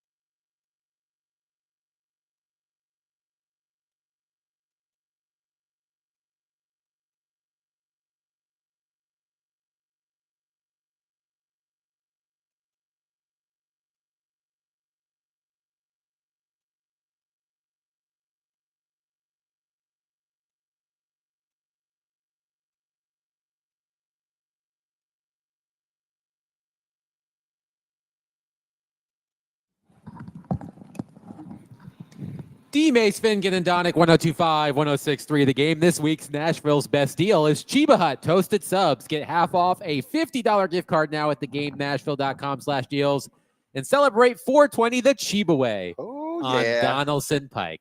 What we got? A few more days here? What we got? A week from Sunday. Oh, a week from Sunday. This past Okay. Sunday. Yeah, yeah. Okay, cool. Resurrection Sunday. That's what we're talking about, right? Yes. Absolutely. WrestleMania Oh. Sunday on Sunday. That's Everything's exactly what happening we're Sunday talking now. about. Okay, cool, cool. Nevertheless, you wanted to bring up something. Yeah, I wanted to bring there. up something because, listen, let's not, because I was about to say the NFL. It's damn near the NFL. The NCAA, I think, or now whoever, the collectives, the Power 3 or Power 4, they could be winning on this issue so much more than what they are. Because I still think, whereas it's the wrong person, it's the right move. If it's the right person, I think you're going to get more of, the fan base leaning more toward that person, especially if he's, accomplished a lot in a short period of time. I bring up Travis Hunter again, that I think if Travis Hunter says that, then I think the fans are more like, yeah, okay. But the Power 4 could be winning. They could be winning from this reason. And maybe I should be into PR or whatnot. Travis Hunter, the reason I keep bringing up Travis Hunter, because I think he's a prime example of how this thing can go right for everybody. Travis Hunter, a standout player for Colorado Buffaloes, is not taking any of his own NIL money. Instead, he is reportedly donating it to his teammates, helping to fund NIL deals for approximately 10 to 15 of his Colorado teammates. Push more of that, because that's the positive. Like, that may start to get other guys to thinking like, okay, maybe if I ask for a little bit, I can explain why I want more. Hey man, Mark he contribute a lot, man, and he ain't getting y'all don't see the stuff that he's doing behind the scenes. Y'all don't see the special teams work. Man, we couldn't do a lot of this stuff. It's because of guys like him. I want to give some money. That's why I want more money. It's not necessarily for myself. It's for them. But you know why you ain't promoting? Because you don't like Deion. You don't like Deion. So you're not going to promote anything that would elevate his program. But you got to understand, look at the big picture here. Stop being so, and I'm not putting everybody in this boat. I'm just saying, I'm generalizing, if that is even a word. Generalizing, excuse me. Yes. Just generalizing this. Listen, if y'all would just look at it as it's about Travis Hunter, the player, NIL, not Deion Sanders, the university. It's about what he's doing. And maybe other guys will start to do that. Why? It takes one or two trendsetters, guys that people respect in the game on a college level, not just players, but analysts and coaches alike. They respect this guy. So when he does it and those things come out, let's promote that, because we may get more guys. I don't hear Carson Beck giving money to his players. Well, maybe he should look at a Travis Hunter. At least I don't know if he is. He could be. Maybe he should look at a Travis Hunter and say, you know what? I'm going to start giving my money. If I want more money, I'm going to start giving what I got to these guys too, because they help just as much and they're not getting anything. So start pushing that Power 4, because that's essentially what it is. Start pushing more of that. Get guys to see more of those stories. It may change their thinking. Chris Vanini at The Athletic wrote a column over the weekend. Is Tennessee/Nico Iamaleava divorce the first step towards schools regaining NIL leverage? Vanini writes, quote, Iamaleava once again has brought college football a lot closer to whatever its future will be. His NIL deal going public before enrolling at Tennessee and the legal defense of it led to more money for players. Iamaleava gave a lot more leverage to the players by knowing his value. But his public breakup with Tennessee has given some leverage back to the schools. Had Tennessee and its collective blinked, more stars elsewhere might have started public holdouts. Instead, Vols fans have backed Coach Josh Heupel, and players probably know the public won't be on their side. Willie, what do you think about that? I've read a lot about the subject, because a lot of people are taking this case and applying it to what's going on around the country with a lot of this stuff. I think part of the issue, I think we can't emphasize enough that according to the reports that I have heard, the issue here is not that that Nico went in there and said, I think I'm worth more on the open market. I think the issue is that they had made an agreement, and that is really not the general sense. Most schools, from what I am told, and this is, again, nothing is out there. There's no standardized contract. There's no collective bargaining agreement. You can't go find this information. It's all schools making their own decisions in this vast open canvas. But the issue is that they had an agreement that they would pay him from the start before he ever played a game. And that is what I think the principle is on both sides. And Tennessee was like, we have an agreement. You signed a contract. From what I've read, a lot of coaches would like to start signing more like 2-year contracts. Is that right? what that was? What? Because I don't know whether it was a 2-year deal or a 4-year deal. I don't know what it was. It was at least 3. Because from what I'm told, it was because I had read a lot that they were paying him because he was one of the first guys, and there was a lot of legal. Tennessee took some heat from the NCAA for how they did it because it was so early in the process, and they got an agreement with him while he was still in high school. So he was paying a lot to sign with Tennessee, and that was questioned as whether you could do that or not. So Tennessee is saying, well, where is our support now on the backside, where we've stood by you all these times to set the tone?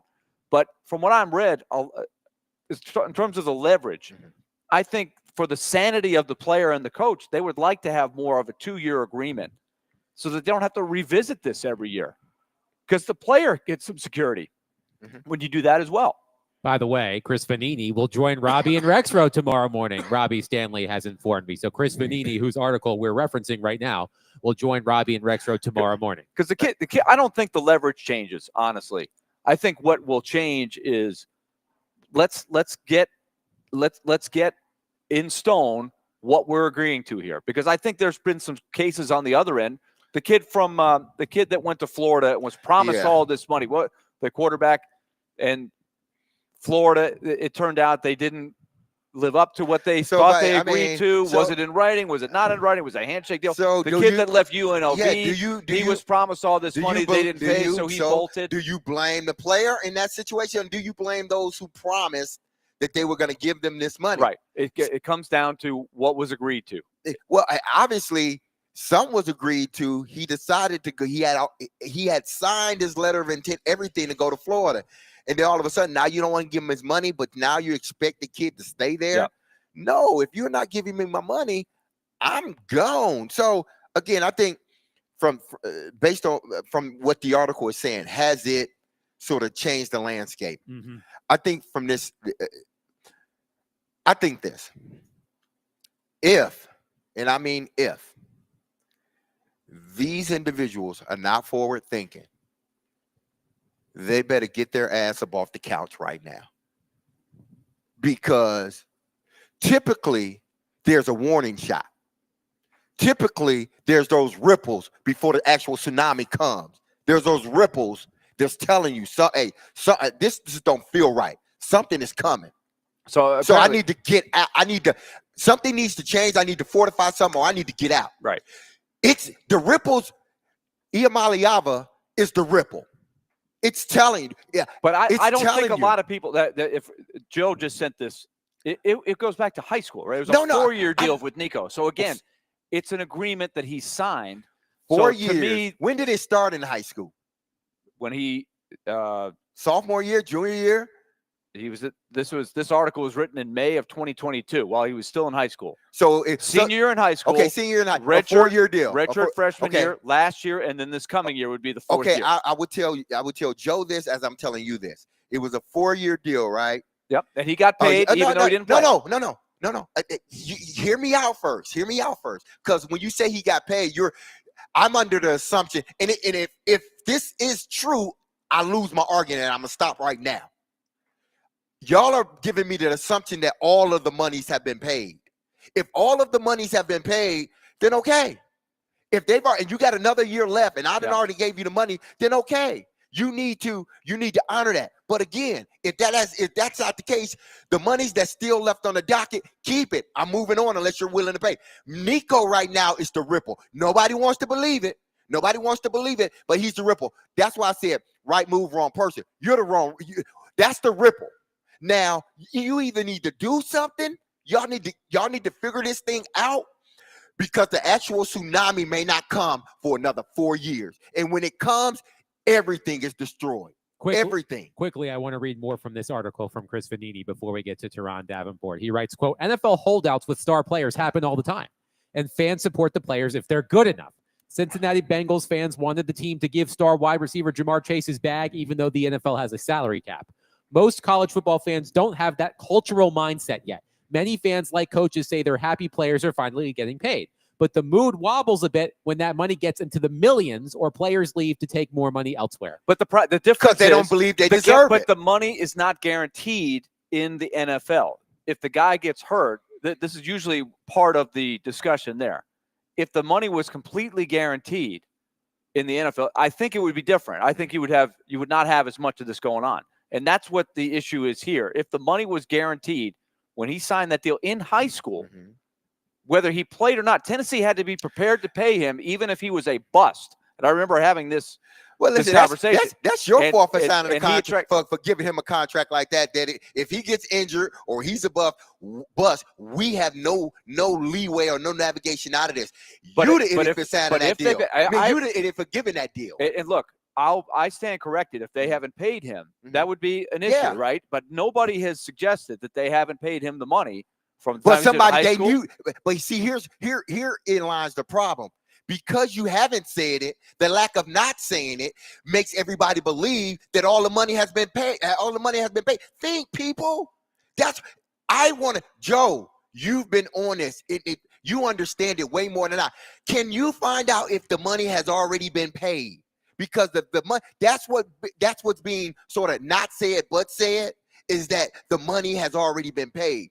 If all of the money haven't been paid, I need to know before I just get on this train and saying, well, listen, because I'm not faulting Heupel for what he did. Do you, coach? Do you? I'm not mad at that, but I'm not mad at the player neither. But somebody needs to give me some information that states all of the monies have been paid to said player and he hasn't rendered all of those things which was in the contract, which means he has another year on this contract and I paid you. Well, you need to go out and play under that contract. We'll table this conversation for a little bit. 615-737-1025. We will bring in Teron Davenport, ESPN NFL Nation Titans reporter, talking Titans, of course. Coming up next, Willie Donick, Derek Mason, Adam Vingan, 1025-1063 The Game.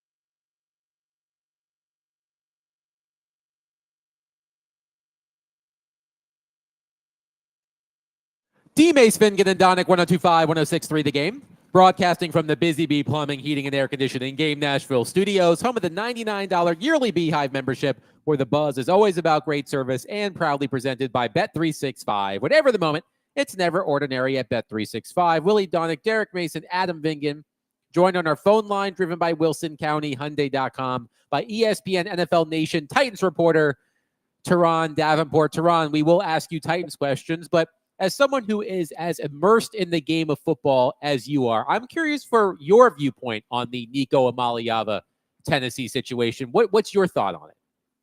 Hey, you can't hate the player. You better hate the game. You know, NCAA has long benefited from many college athletes. You know, myself, Willie, D-Mace, and over a million other people. They benefited from our going to school and playing ball. And no, a scholarship is not equal payment. So I think, hey, while it's hot, go ahead and strike it and get your money while you can. I don't fault Nico. I fought the system. Teron, you were part of a story on ESPN.com going team by team, answering questions ahead of the NFL draft. And in your section, Matt Miller, ESPN NFL draft analyst, wrote this, quote, expect Tennessee to be aggressive in adding a wideout, possibly with a trade up from number 35 to target a player such as Emeka Egbuka out of Ohio State or Luther Burden III out of Missouri. Just how aggressive could the Titans be in this situation? Look, man, I'll be very surprised if they trade up. And, you know, that comment was pointed out on social media, and I had to quickly distance myself from it because it's very unlikely that the Titans give up assets to move up. This is a team that it's been very clear draft picks are the premium currency. They are probably less than 40% moving up, if that, and that's being generous.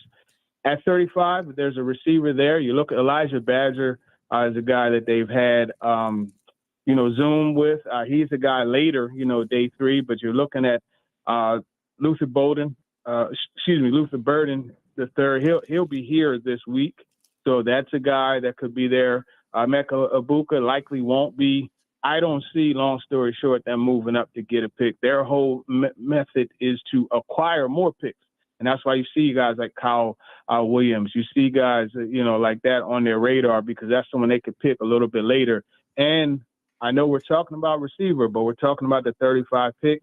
If they move down and the guy out of Ohio State, JT T.O., I can never pronounce his last name. If JT is there, number 44, you watch him on the film, that's another one that they may get from a pass rusher perspective. Teron, we've asked you about this before, but what's interesting about that comment from Matt Miller is that Mel Kiper had his latest mock draft last week. It was a 2-round mock draft, and both Emeka Egbuka and Luther Burden were still on the board when the Titans are picking 35 again in a mock draft. But Luther Burden is an interesting case to me because if you go back and look at way too early mock drafts from before this past college football season, Burden was near the top, I feel like, as the potential number 1 receiver off the board. There seems to be a lot of mixed messages about where he could fall in this draft, perhaps being available to the Titans at 35. Why is the perception of Burden seem to have changed year over year? Yeah, it's crazy because at the beginning of the college football season, like just this past August, if you're familiar with BLESTO, the National Scouting Service, that's what the league primarily uses. Luther Burden was the number 1 prospect, right? So it's obviously changed, and I think the drop-off in production has added to that. And then there are some questions, some different things that our organizations have to dig a little bit more into and find out and get a better understanding of. So all of those things have kind of pushed him down. I still think he's a premier talent. To me, he's wide receiver 2 or 3, and I'll remain at that. Now, TD, before I ask you a further question about the wide receivers, obviously the article that came out about L'Jarius Sneed and the shooting, and we haven't heard a lot about it. I think we have someone coming up pretty soon here, hopefully, on our next show that probably shed a little bit more light on all of this. But what are you hearing from the Titan side? Yeah, so from what I understand, this is something that has been ongoing for a few months now. It's kind of a money grab attempt, and it's something that did happen. The details that were in a lot of the articles are a little bit different from, the details I got that have happened. Some of it is from Snead's camp, and it's just one of those situations where it was completely avoidable, but it was a situation that was kind of out of a little bit of defense, like not being sure about a situation. That's pretty much the best way I could put that.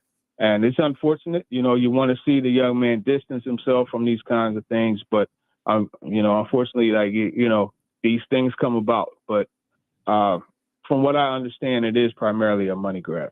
So right now, the Titans aren't saying anything much about it. They're in your view, they're just monitoring the system. Monitoring the situation. Yes. This is, if I'm, Dwight Spradlin, Puffer and those guys, like, I'm like, oh my God, why did it have to happen at all? But especially right now, because, the best in the business, Robbie Bourne, is not there. You know what I mean? So it's definitely taxing on them, but it's repeatedly the same thing. We're monitoring the situation, we're aware of it, and we're going to, cooperate with the league, and that's pretty much it. Now, can I ask a quick question? Is the league involved in this? Like, I know that there's the personal conduct kind of thing, and for a while, it seemed like there was a high sensitivity.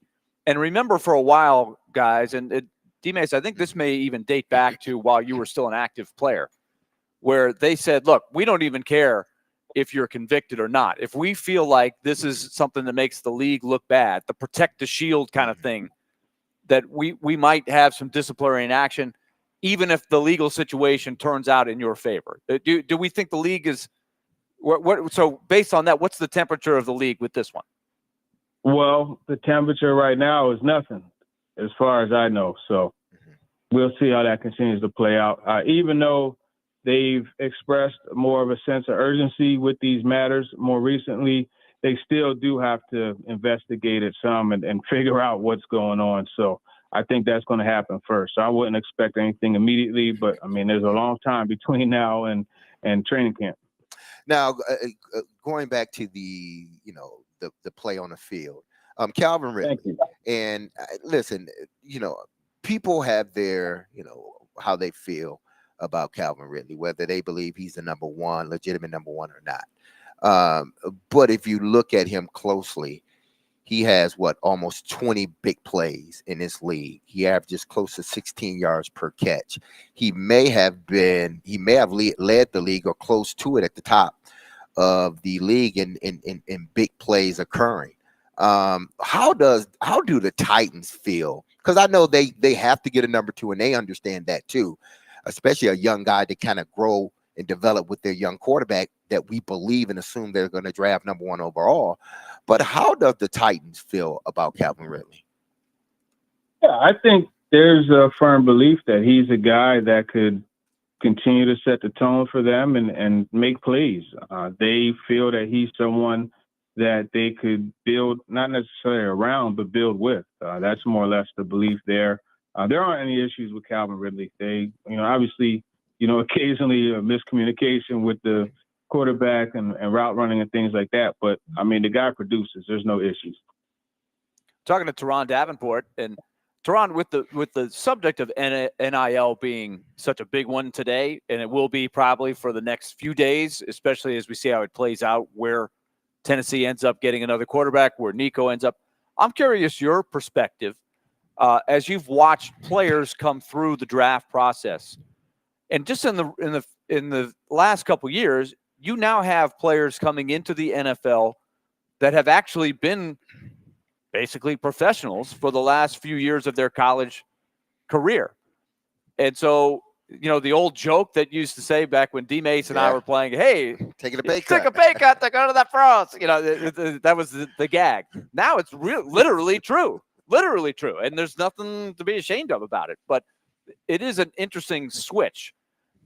So I'm curious how that affects the disposition of a player. Like, for example, I heard Shedeur Sanders say this. He was like, this really isn't about money. I've already been paid a lot of money, right? This is about me becoming a good pro for my next team, which is really the right answer. But I do wonder how maybe being paid, being sort of a professional, has affected things in general. Do you notice anything about that?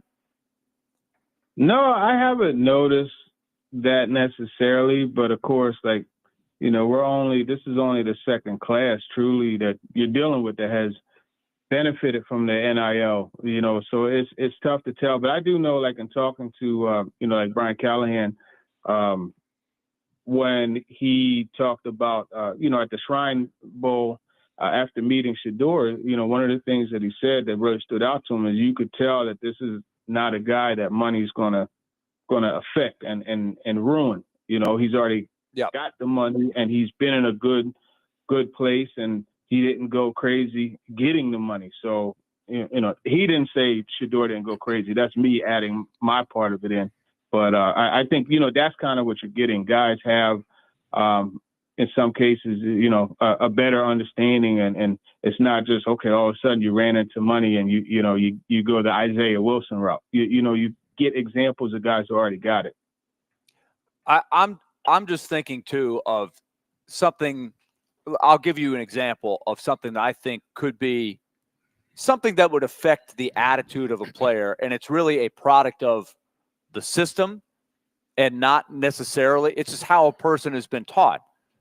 Because now, if you don't like your situation in college, you can find another situation. And if that situation doesn't work, you can find another situation and get paid along the way. That's not really an option for an NFL rookie, right? A guy that has to fight his way in the league. Once you're drafted and you're coming in, you sign that rookie contract.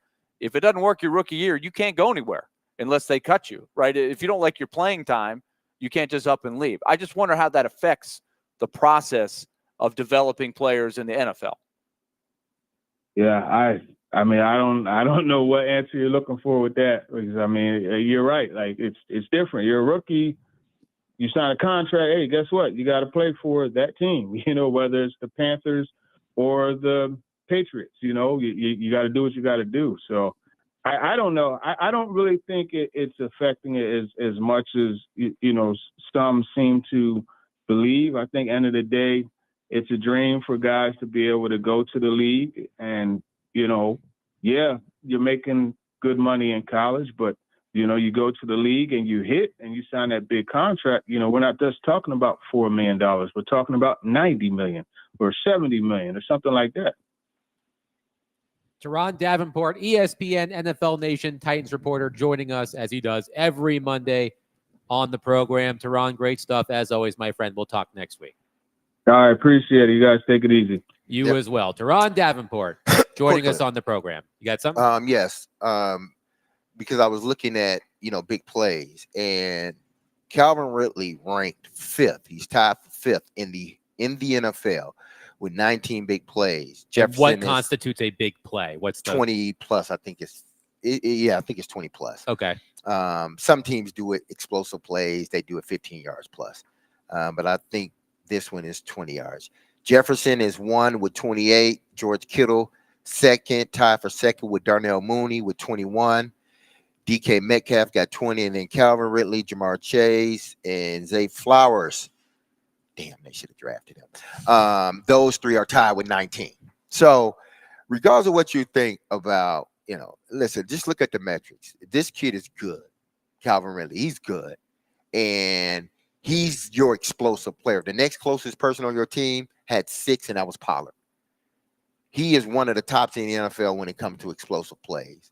Understand and recognize what you have. He's not Jamar Chase. He's not Justin Jefferson. Yes, they need a second receiver. They do. They need a bona fide 2 that could potentially be a 1 eventually. But make no mistake about it, man. It didn't click early on, and I expected some of that. And I told people, you know, during training camp, like what he said, and he didn't feel like, no, that don't go. That don't fly, because you're building a rapport with the quarterback. But once he got to the season, they figured that thing out, man. This dude started playing. He started really tapping into that true potential that he has in Calvin Ridley. So, you know, don't let people fool you by saying this guy isn't a legitimate number 1. He is. Okay? He's a legitimate. Is he Jefferson and those guys? No. But he's a legitimate number 1. 615-737-1025. We'll take your thoughts on the Tennessee Titans. We'll also get back into the Nico Iamaleava situation. I do want to touch on the L'Jarius Sneed story that you referenced with Tehran, a story that broke, I believe, on Friday. We'll address that next. 615-737-1025. It's time for the 4th annual 615 Open Charity Golf Tournament benefiting Folds of Honor, presented by Gary Force Acura. Cromwell Media, along with partners Fox 17, Outfront Media, and Social Indoor, are proud to announce we will be back at Hermitage Golf Course on Thursday, May 29th, to make a difference while having a great time. You can join us and a few guest media members, athletes, and musicians as we raise money for Folds of Honor. Donations will go to provide life-changing scholarships to families of America's fallen or disabled military and first responders. Sign up to play or sponsor at 615open.com.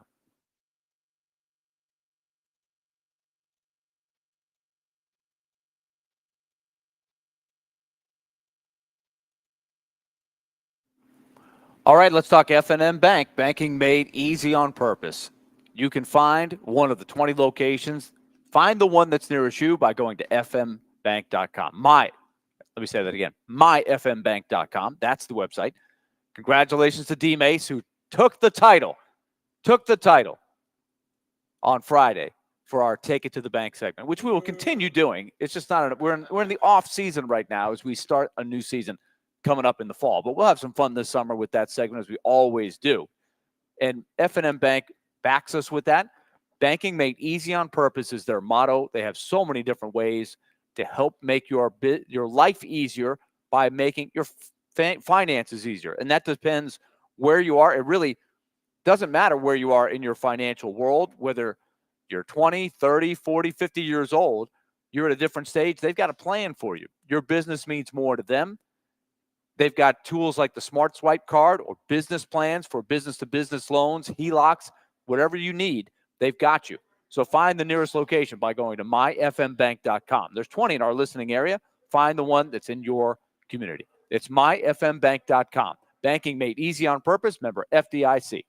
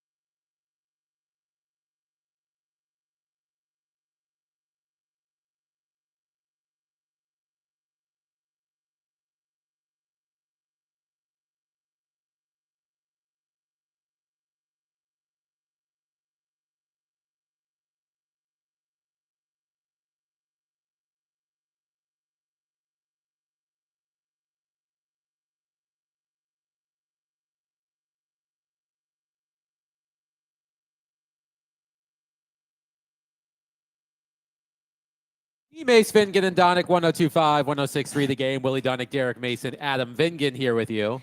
Stay tuned. We're introducing a new segment in our final segment of the show. We're going to do it daily. So keep it locked here for the debut of our new segment, which does not have a name yet. No. We will take suggestions once we reveal what it is. But as we were talking with Teron Davenport, Derek asked Teron a question about this story that was written by our friend Teresa Walker over at the Associated Press. It was published, if my math is right, it was published on Friday. The headline, Texas man suing Titans cornerback L'Jarius Sneed over December shooting at car lot. Teresa Walker writes, quote, a Texas man who says Titans cornerback L'Jarius Sneed or his personal assistant shot at him while he was sitting inside a Mercedes-Benz on a dealer lot in December is suing the two-time Super Bowl champ for at least $1 million. Now, the alleged victim has a last name that I can't pronounce, so I'm just going to say their first name so I don't butcher their last name. Christian was sitting inside the Mercedes-Benz G-Wagon on December 6th in Carrollton, Texas. Neither he nor anyone else was hit by bullets fired from a Lamborghini Urus. Is it Urus? Lamborghini Urus. Uh-huh. I said Euros. Now I'm hungry. Lamborghini Urus driving past One Legacy Motors. Much of what happened is redacted in the police report obtained by the Associated Press. Attorney Levi McCathern said in a statement Friday that Sneed and his accomplice were arrested by the Carrollton Police Department for aggravated assault with a deadly weapon after the shooting, but have yet to answer for it. McCathern also accused Sneed and a woman who identified herself as Sneed's mother of calling and threatening Christian afterward, wanting him not to cooperate with police or retain an attorney. The attorney says, quote, the proof is there. There is video surveillance from the dealership showing the car and the person who opened fire on Christian. We want to know why this happened. We're thankful no one was shot, but we continue to search for the reason behind this incident. And I just have to say, the kicker in this story is a quote from the attorney who says this. It is clear that the Titans manage their players off the field just as they do on the field. No wonder they were the worst team in the NFL last year. See, then that Pot shot. that tends to now he sort of dilutes everything that he said, like with a pop shot like that. So But, as I listen, understand it, this alleged victim, Christian, whose last name I cannot pronounce, Christian was sitting inside a Benz at a dealership when either L'Jarius Sneed or his personal assistant allegedly shot at him. So I'm just trying to understand this whole story. Now, apparently Sneed's mother is involved because she's been accused of calling and threatening the alleged victim, wanting him not to cooperate with police. There's a lot to unpack I mean, here. listen, you just hate to see situations like this happen. It's like, man, is there any way that any of this could have been avoided? Like, I don't know what's true, what's not true. How is there any way any of this could have been avoided? Because you have more to lose than he has to gain. Well, I guess, yeah, you have more to lose than he has to gain because you ain't gonna get it all, but you're gonna lose it all. He's not gonna get it all, but you're gonna lose it all. I just, listening to what Teresa said, and I know Teresa got it verbatim from them. Okay. First, it was you don't know who shot. It was either Sneed or his assistant. You don't know who shot him, but then at the end, you said it was Sneed that shot at you, or you're identifying him as the shooter. So which one is it? And I'm not saying, listen, I'm not saying that you're wrong in what you're saying. I'm just saying which one, because these are the things that are going to be asked. Which one? So which one is it? And then why are you calling him to threaten him in any way? Why are you calling him, period? Like, the minute you call somebody that is accusing you of something, that's you basically tampering. He can say you threatened him. Some more information from So the why story. are you and your family even if you want, just have your lawyer reach out to him or his lawyer. Like, do not make a phone call to him, your mother, nobody, because now the guilt point towards you. Of course, all of this is alleged. Here is more Alleged, from yes. the story from Teresa Walker of the Associated Press. Christian filed a civil lawsuit February 20th in Dallas County, Texas, suing Sneed and a defendant listed as John Doe for, quote, Right. an unprovoked attack in cold blood and broad daylight. Christian owns an exotic car rental business and was researching vehicles for his company. The lawsuit includes a still photo from surveillance video showing an arm reaching out of a sport utility vehicle on the street with what the lawsuit describes as a pistol circled in red. So it appears that they have enough on the tape to know something happened. Somebody fired a gun.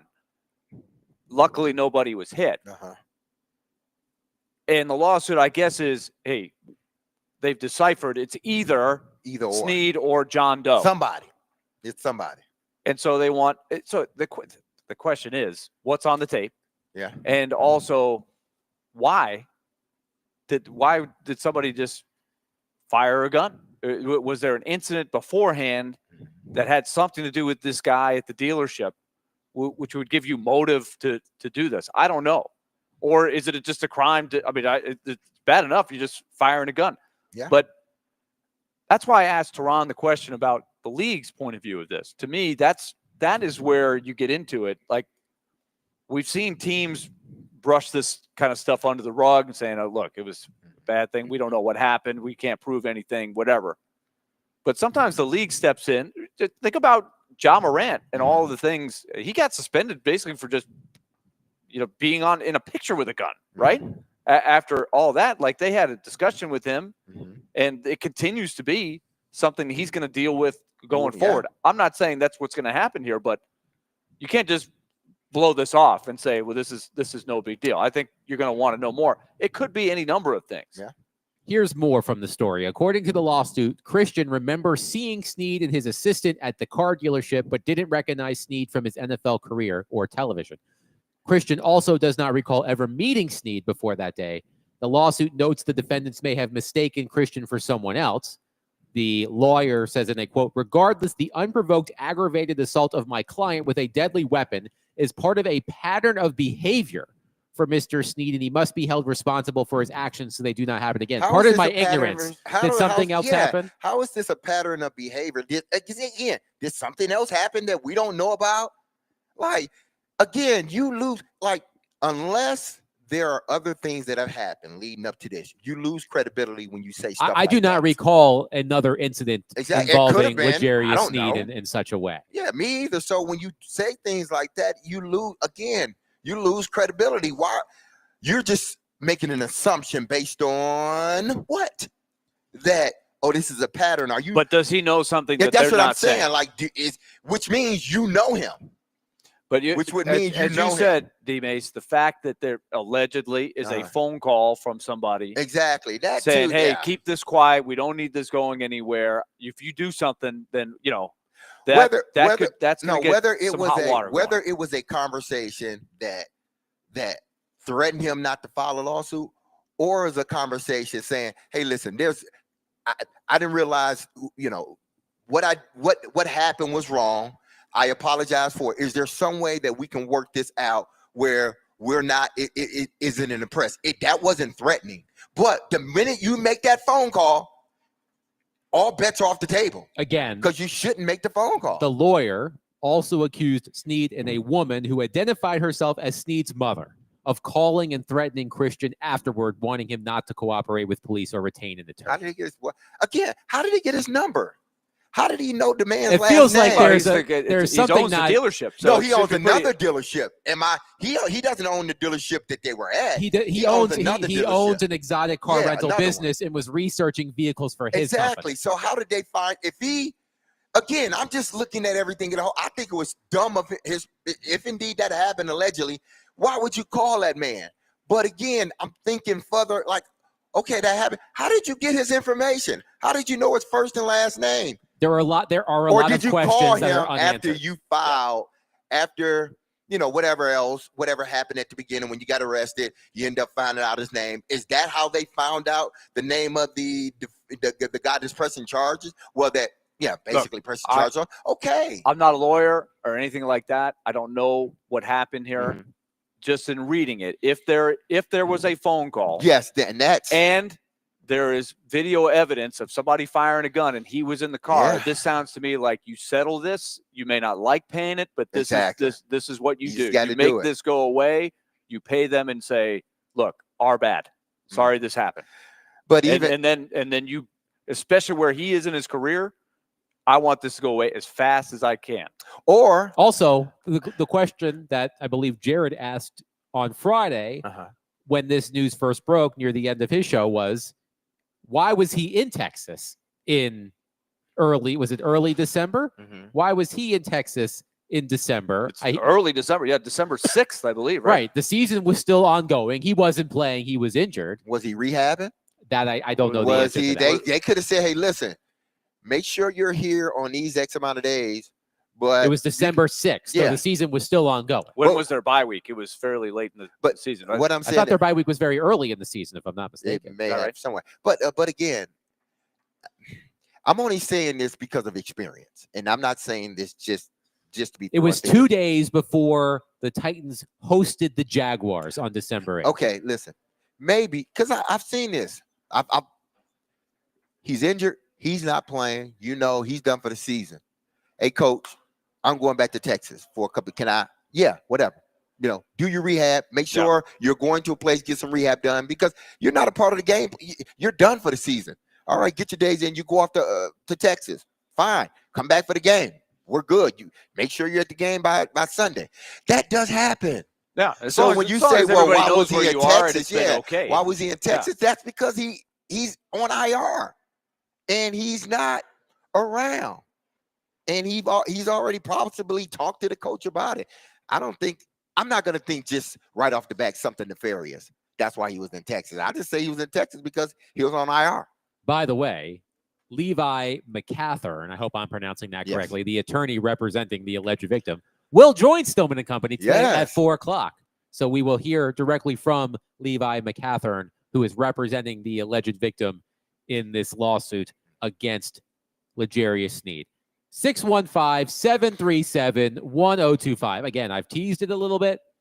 We're going to introduce a new segment on DVD at the end of every show, and we will unveil it coming up next. 615-737-1025. Willie Donick, Derek Mason, Adam Vingan, 1025-1063, The Game.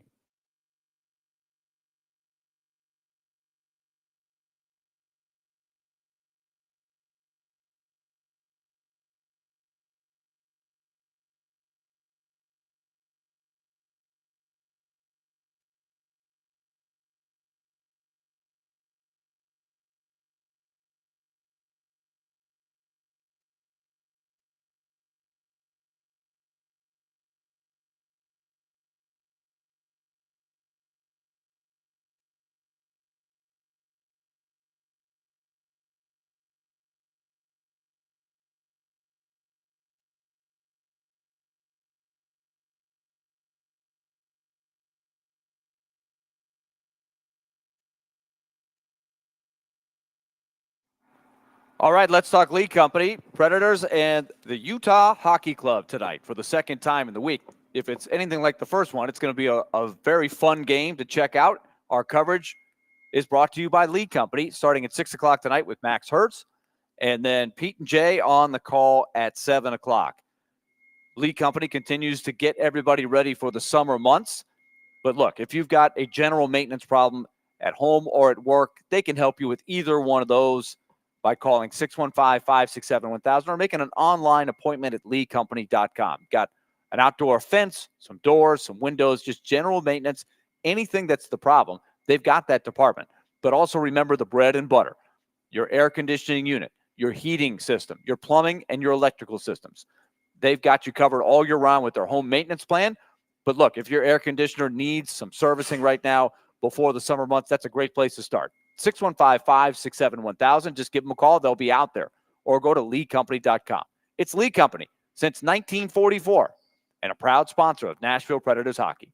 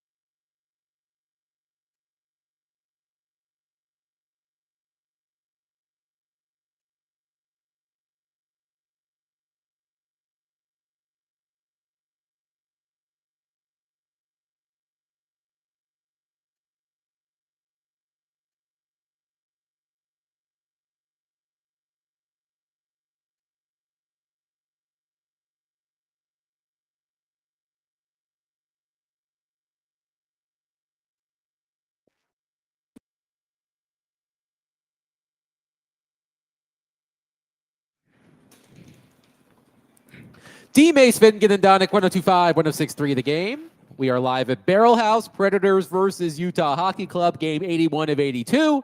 Puck drop at 7, pregame at 6, right here on 102.5, 106.3 The Game. We will be here on Wednesday as well, but we will be inside the BetMGM Sports Lounge for the Atlanta Braves country road trip. Willie Donick really looking forward to wearing all of his Braves garb on Wednesday. If he doesn't have any, I'm sure they will provide plenty for Willie Donick. But we're going to introduce a new segment here. We spend a lot of time on our show referencing Stillman & Company. Stillman & Company references our show a lot. So we thought at the end of our show, as we transition from DVD to Stillman & Company, we are going to bring in the one and only Jared Stillman. He will join us at the end of our show every day as we transition from DVD to Stillman & Company. We will get Jared's thoughts on our main topic of the day. We'll get a taste of what's to come on Stillman & Company from 2 to 6. Hello, Jared. DVD to Stillman & Company. That kind of rhymes, don't it? We will take suggestions for the name of the segment. And I would say that was a great start there. I mean, by the way, if you recall, DVD was born out of a listener's suggestion on our text line. That's not bad. So if you have a title for this segment, we will gladly take suggestions. So, Jared, I'm sure you heard the spirited debate earlier in the program between Willie and Derek. They usually don't get riled up like that. So whenever it happens, I just like to grab my popcorn and sit back. Where are you on this Nico Iamaleava situation now that you've had a few days to digest it? Yeah, I walked in today and I said to Derek, first thing I said was I thought his commentary today was horrendous on the Nico argument. I mean, Willie kept saying Nico signs a contract with UT. Now, most of these contracts, as far as NIL are concerned, from what we've been told, are one-year contracts. But Nico's contract was not a one-year contract. This was a 4-year contract that paid him roughly $2 million a year. So Nico goes to UT and says he wants a new contract. And I understand that, like in the NFL, guys can say they want new contracts. In the NHL, guys can say they want new contracts.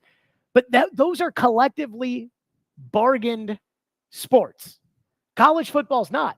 So what makes his contract any different than any of our contracts for what we do for a living? And I feel like when it comes to Nico, I just feel like we're kind of absolving Nico of all blame, whether we're blaming his dad and his handler instead of blaming Nico. We're blaming the system instead of blaming Nico. We're blaming, Nico's a big boy. He's making more money than we make. Like, we're grown-ups. And he makes more money than we make. And when you make the money, you're a grown-up. Like, if he murdered somebody in the streets, he would be charged with a murder as an adult because he is an adult. So I don't care if you're 20 years old. If you're taking the $2 million, you've got to manage your business like an adult. And we've all had contracts here. And I think we've all, you, Derek, have had a contract where you were in a collectively bargained sport. But Willie has a contract with the Predators to call the games, I assume, right? Yes. And that was not collectively bargained. It doesn't matter what the Toronto guy's contract says or what the Ottawa guy's contract says. Your contract is between you and the Predators, I would assume. Correct? That is correct. Okay. So even though there's not a collective bargaining agreement, and in theory, you could go leave the Predators to go work at Home Depot if you wanted to, the expectation is you're going to call the games for the team, and the team is going to pay you what they say they're going to pay you, right? Right. And if the contract runs out, then you negotiate a new contract. And what did you think of? Because you're a Braves fan. Sure. If this was it's guaranteed, right? This is how we understand the contract, which is unique. Nico's contract is unique compared to most of the college athletes, right? Right. So, supposedly. But Ronald Acuna, right? After he tears his knee, the Braves can't come to him and say, we're shortening your contract.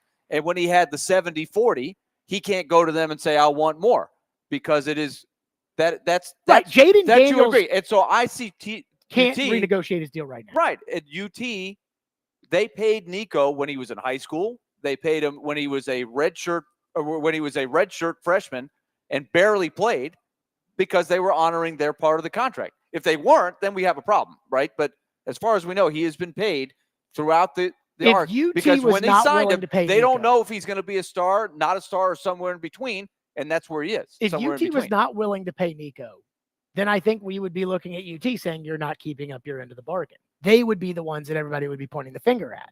Instead, it's now, again, Derek's like, well, hey, this is college sports. There are no rules. But again, like Hey, with am a I lot te- of things am in I, life. Am I lying? Am I lying when I say that? But he signed a contract. No. Look at it. Am I lying? Just answer that question. The rules that they have in place, they're really not rules. Am I lying? But he signed a contract. No. I'm just talking about the rules that they have to play within the guy. Am I lying?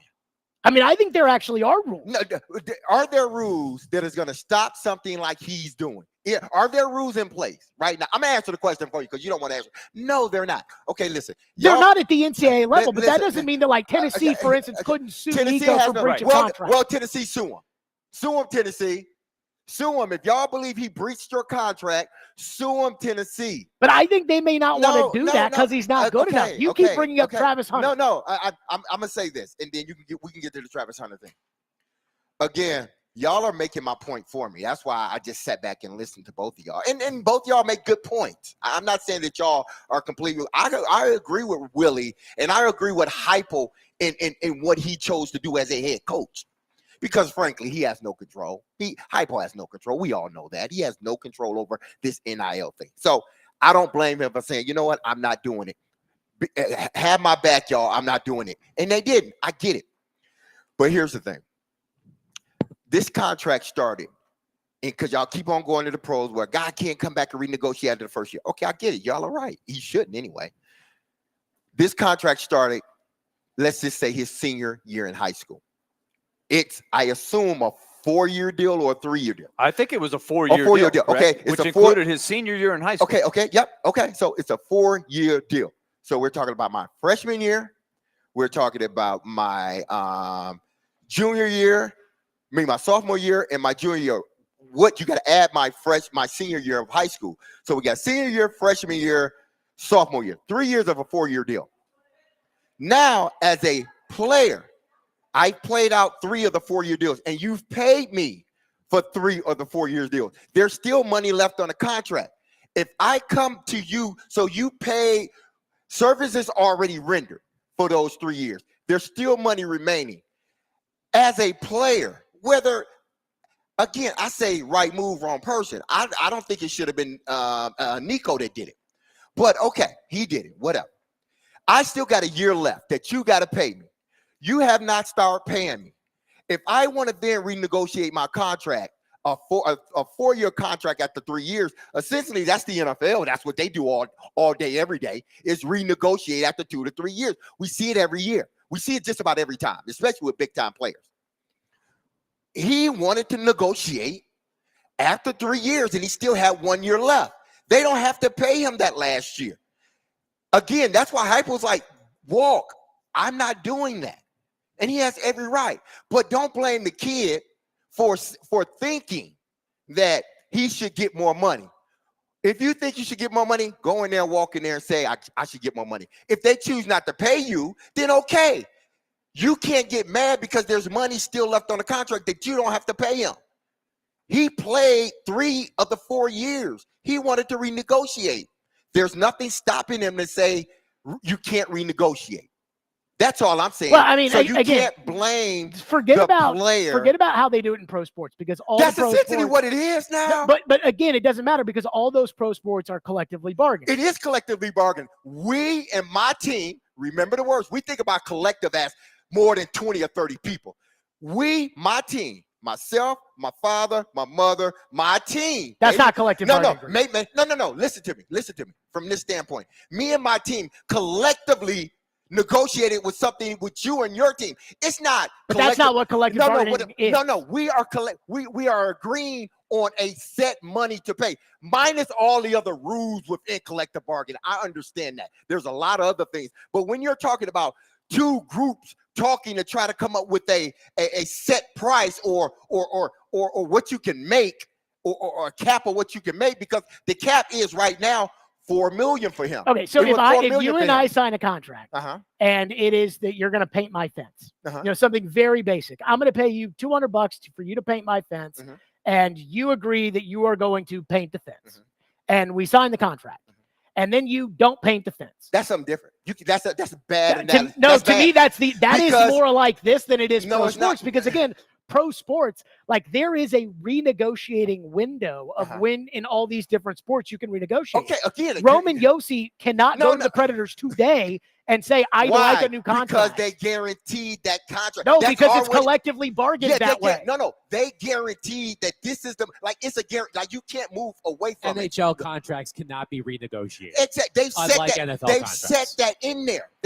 Even the That's NFL, my point. That's why Listen, college contracts don't equal the pro No, contracts. no. What I'm saying is this: there's no guidelines to this. Y'all saying there should be guidelines, not based. I'm not upon- saying there's any guys. No, I don't y'all think saying- we need to no, change no. the system Y'all right now saying- because this happened. y'all Everybody saying else that- thinks Y'all that. saying that he shouldn't have did it because it was ethically the wrong. And I get that, and I agree with. But again, if they have not paid all of the $4 million that was negotiated between the two, then after 3 years, if I want to come to the table and say, hey, listen, I feel I should get more money. In Nico's case, wrong person, right time. But if I go to, you have an option to say either we're going to give you more money and let it be, or you're going to do what Tennessee chose to do. I'm not blaming Tennessee. I'm not blaming the student. It's like now we're pushing this narrative like it's all Nico's and no.